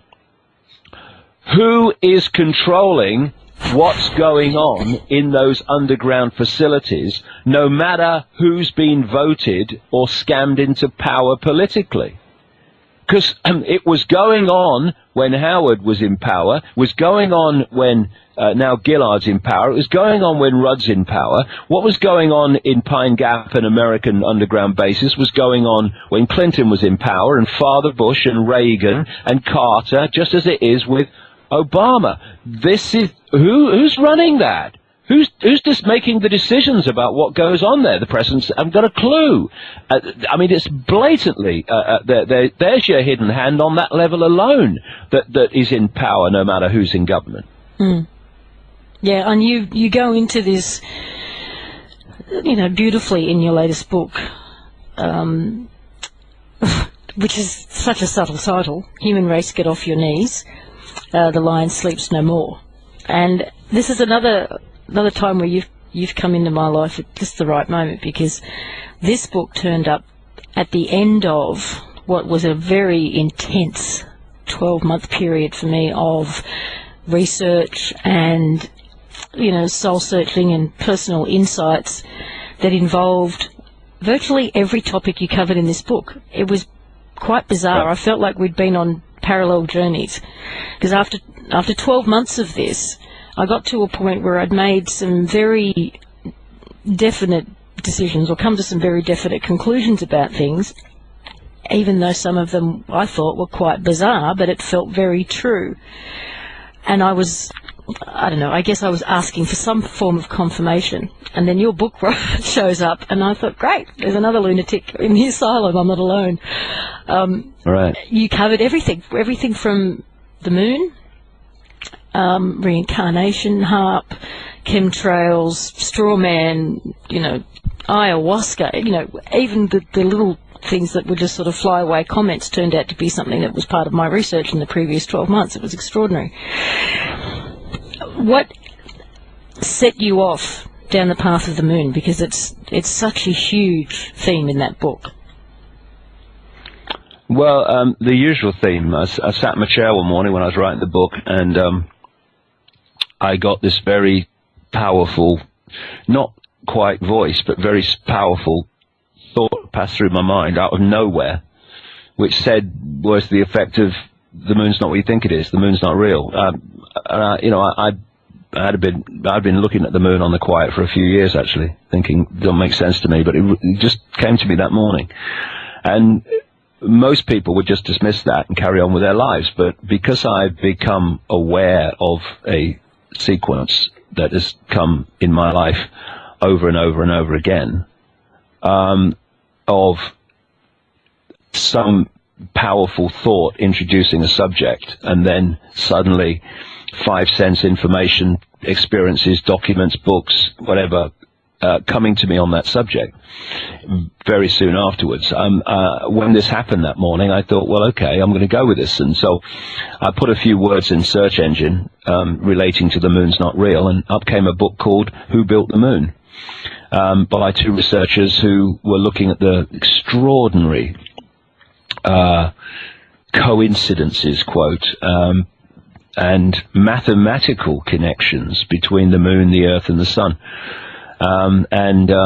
I read that book. It made total sense to me, and that was the start of a sequence of events where information was coming about that subject from all directions. And I just fitted the information together. Did you come across a book called Penetration by Ingo Swann? No, not come across that one. No. Okay, that was one of the ones that I started with. All right. No, it's always started like that. I mean, the reptilian thing started like that. Started getting a few inclinations about this reptilian thing, and put it on the back burner. But then, I was traveling America in the sort of late 90s, and I met 12 different people in 15 days in different places around America who told me the same thing about they'd had experiences of seeing people appear human, then shift into a reptilian form and back again, and they were from all different walks of life and backgrounds, told me the same thing. So that's why I say there is some force that's been what it's felt like over the last 21 years since I started to consciously wake up to this. It's like I'm walking through a maze and some force is opening and closing doors so that I go down the right channels to find out the right things, where without that synchronistic guidance, if you like, I would not have I might have been on book 2 by now. Because the synchronicity has been unbelievable. The synchronicity while I was writing my new book coming out in January this summer has been remarkable again. There is a force that is trying to let humanity know what its plight is, and it's very clear that that's the case. But to hear that force, you have to open your mind to consciousness, because mind-body is a very low level of awareness, and if you only operate on mind-body, you're only basically going to be aware of the 5-sense reality. And given that 5-sense reality has been stitched up in terms of information by this cabal, basically the information that you're receiving to give you a fix on the world and yourself is from those that wish to enslave you. When you open your mind to consciousness, the higher levels of self, the eternal levels of self, then you get insights from beyond this reality, about this reality. It's like instead of, standing there staring at a brick, you're on top of the hill, and you can see that the brick is part of a house, and the house is part of a road, and the road is part of a town, and the town is part of a country. You get this much greater perspective of what you are actually experiencing in daily reality when you have this point that you can move your point of attention to a level of awareness that can see beyond this world. Then you see how everything connects. Use the brick analogy. If you're standing there staring at close range at a brick and someone says, "What is it?" They wouldn't be able to explain to you what it is, because they wouldn't know. But if they take a few steps back, they'll say, "Oh yeah, it's a brick in a house or a brick in a wall." It's all about point of attention. And when you get caught in mind-body awareness alone, of course we have to interact with that while we interact with this reality. But when we become so focused on mind-body level of awareness, the 5 senses, then basically we are just disconnected from home, really. We are in this world and of it, and therefore the information within this world is all we have to get a fix on what this world is and what we are and where we are and what the hell's going on. And of course that information source is controlled by the global cabal. But when you open your mind beyond that, and you move your point of attention into your greater consciousness, you're in this world physically, illusory physically, but you're not of this world in terms of your point of attention. So you're seeing things that other people don't see, and thus people who are in this world and of it look at you and what you say, and they go, "You're crazy." And it's not about being crazy or not crazy. It's not even about being right or wrong. It's being able to decode information of a certain type and being able to decode information of a much more expanded type, which is vibrating much quicker than mind-body. Therefore, mind-body can't access it. Only consciousness can. That's the difference. It's a difference of perception. And, you know, so the same awareness can look through the same eyes at the same world, and they can see it completely differently depending on where their point of attention, their point of observation is of that world. So and what is happening... this is where you've surprised me and many others, because, you know, you started out as a researcher on the Illuminati, and now you're at the point where you're writing and talking about some of the most incredible and deep and exciting spiritual aspects of life. You've become, and I know that you do get labelled, you know, some sort of New Age guru every now and then, but, excuse me, you know, this is not the sort of information you expect from an Illuminati researcher. It's actually some of the most spiritual text I've ever read. Well, it's interesting, Lisa, because how did I start out? It's a long story. I had some incredible paranormal experiences. It's a very long story which started me out. But the thing that made me really start questioning the world was when, after I started to consciously awaken, because all the way through my life I'd rejected religion, and I'd rejected this world is all there is science. I think that, you know, that which is another religion.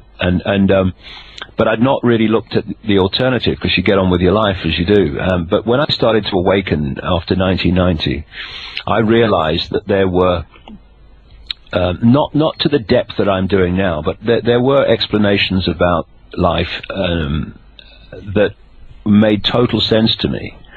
And my question was, why isn't this taught in the schools? Why aren't there television programs about this? And it was obvious to me that this information was being suppressed on purpose. So why? And then you start the steps.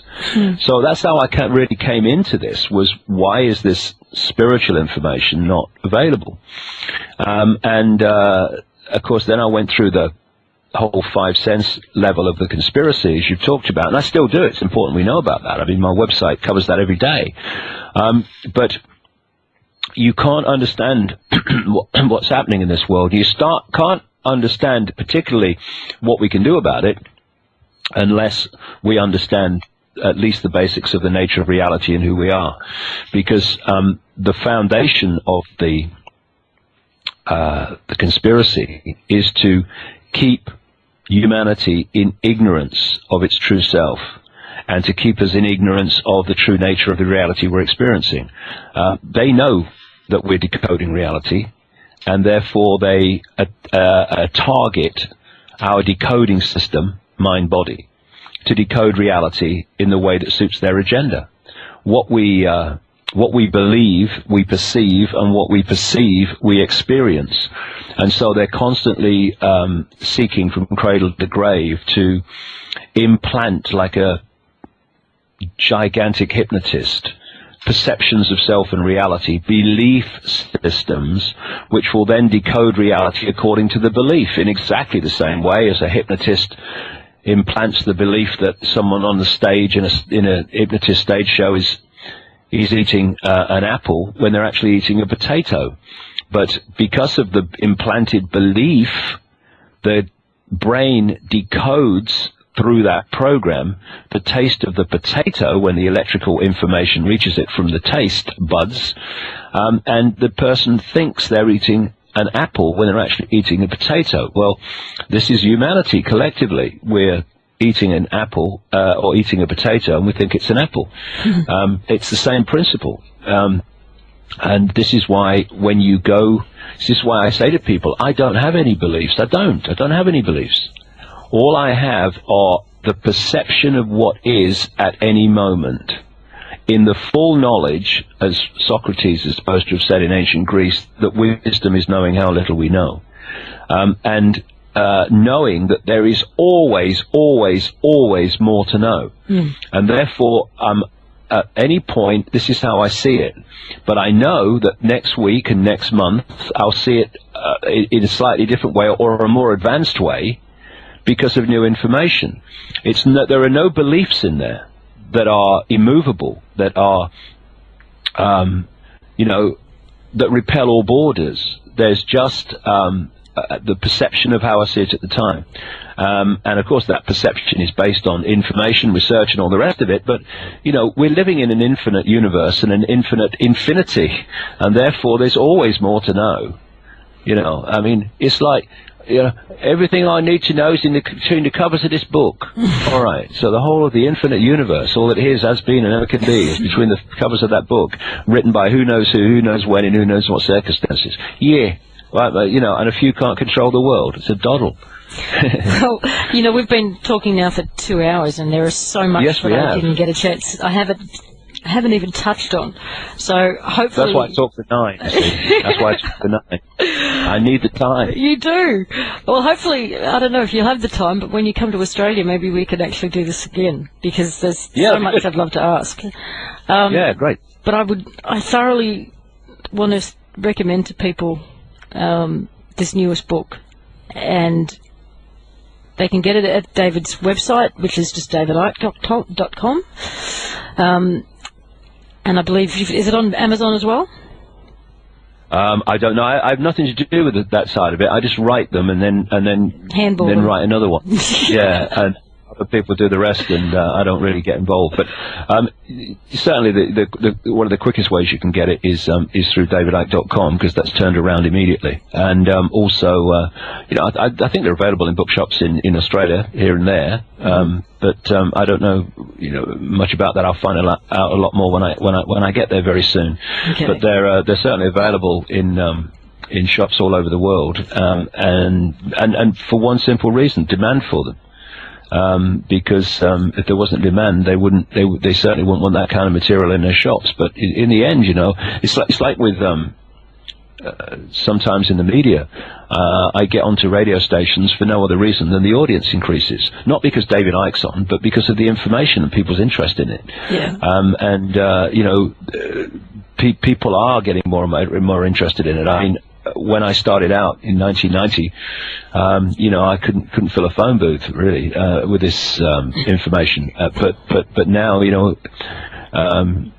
all the tickets have gone for all the Australian events, and they've just introduced another 500 for the Gold Coast event. I said to the organizer, "What have you done? Got the builders in? Where do they come from?"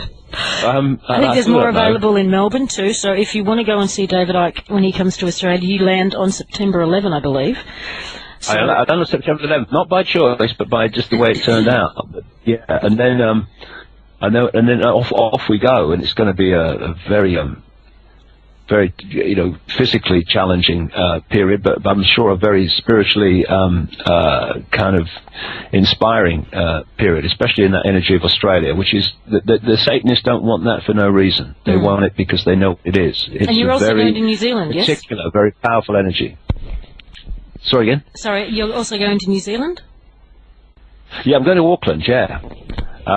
I've been to New Zealand about twice, and so often, you go in, you get off the plane, you go to a hotel, you speak the next day, and then you're on the plane out of there. So, but this time I'm going to actually stay there for, I think, a couple of weeks with a friend of mine, and see some of New Zealand, which I know from the little bit I've seen is a beautiful place.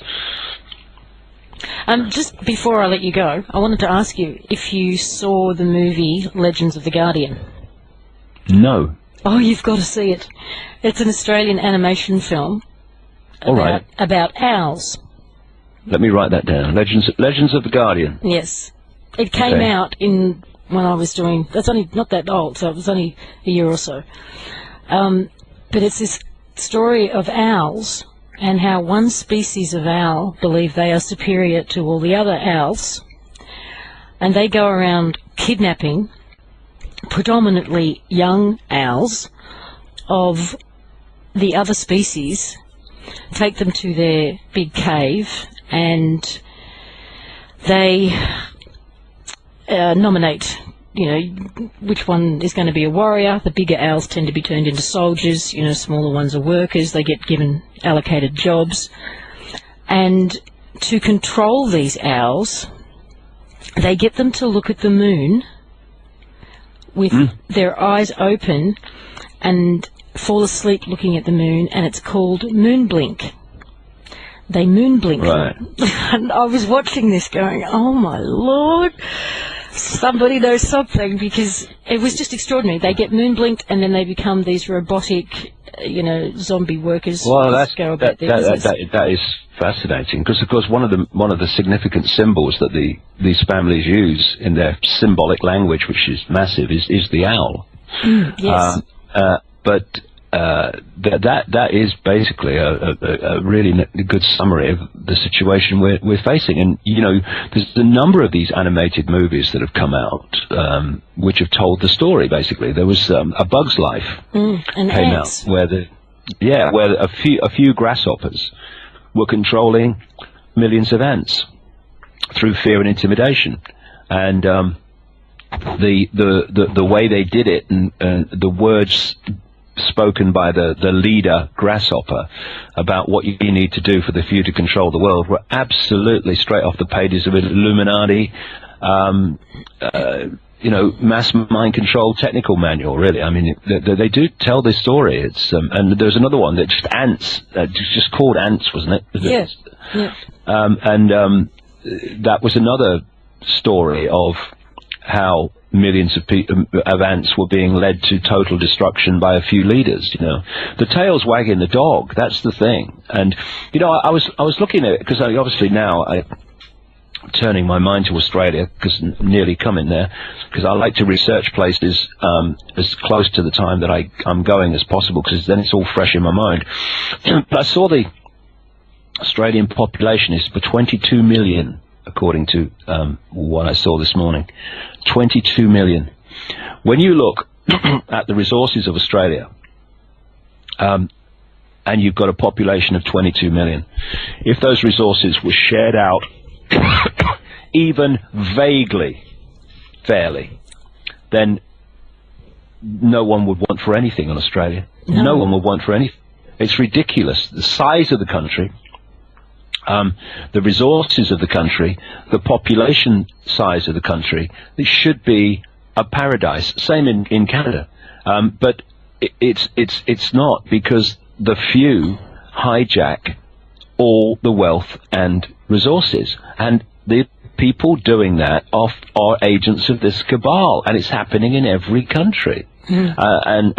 Australia is a blatant example of it, because the population is so small in relation to its resources that anyone is hungry in Australia. Anyone doesn't have decent house in Australia. Anyone wants for anything in Australia. It's ridiculous in a society in which a country is run for its citizens instead of its citizens being run for the people running the country. Well, when you want to talk about want, when you come here, if you get the opportunity, and you may do as you go to Alice Springs, the conditions under which the original people of this country live, I mean, want doesn't even come close. And yeah, but you see, they have to destroy those people. They have to. You go into Africa, you go into any of these countries where the West has taken over, and they target and marginalize and suppress the native peoples, because they carry knowledge from the ancient world that is the controllers do not want the public to have access to. Have you heard of the card that has been issued to the indigenous population that controls their knowledge? What's that one? I can't think what it's called now, the blue card or the green card. Right. They're government payments, because for most of them there's no work available, they can't get a job. Many of them are living on government benefit. But now most of their government benefit is paid into a particular card. It looks like a credit card or a debit card. And that can only be spent at particular shops. And it can only be spent on particular items. And they're told that it's for their own good, which always gets my back up, that it's to prevent them from spending their money on tobacco and alcohol and things. Then a very small proportion of it is actually given to them into their bank account in cash. most of them live in these communities, or one that I'm aware of that I've spoken to, one of the elders there, her community is a several hours bus trip away from any shops. The only way to pay for the bus is in cash. The very little cash they get is enough to pay for the bus. Which takes them then to the shops where they can buy specific things only. They cannot buy children's toys. They cannot buy for their own child a birthday or Christmas present. It's not on the list of approved items. There's so much that's not on the list of approved items. It's not funny. And that's how they're being controlled now. And that's only working at the moment in the Northern Territory, but they've just decided to bring it into Redfern, I believe, in Sydney. And well, I tell you, what you're describing is what they want to be the situation for everybody yes. in the brave new world. This is the thin end of the wedge, the starting of the process. This is what they want to do to everybody.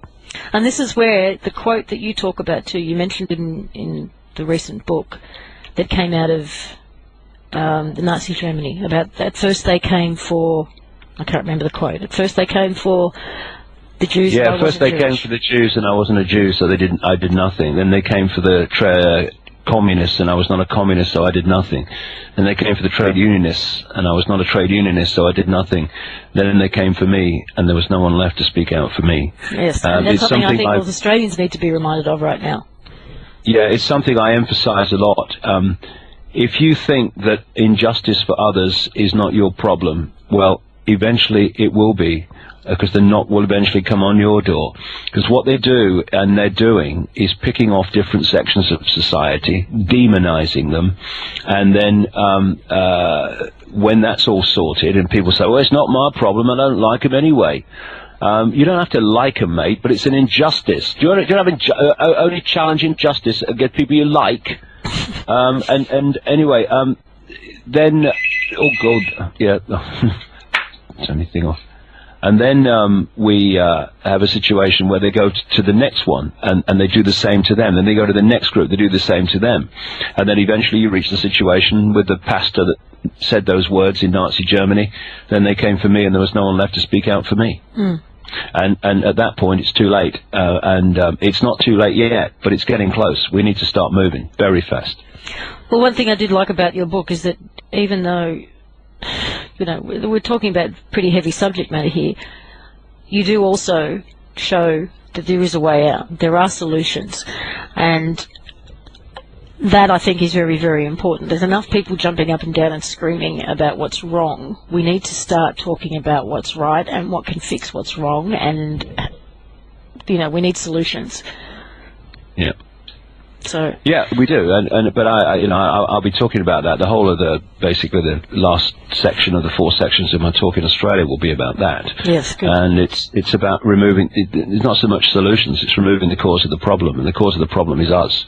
And we can cease, therefore, to be the cause of the problem. That's the great news. It is in our hands to a very large extent. Yes. Because the power that's used to control us is the power we give away to those controlling us every day. We take it back, it's over. But to do that, first of all, we've got to understand the true nature of who we are. We've got to understand the power we have from that, and we've got to let the fault lines of divide and rule go. Injustice against an Aborigine is an injustice against me, and I live in Britain. 13,000 miles away, is it? A long way anyway. It has to be like that, because otherwise injustice is like a cancer. It just grows and grows and grows and eventually hits you. And so we have to stand together. Like I think I said earlier about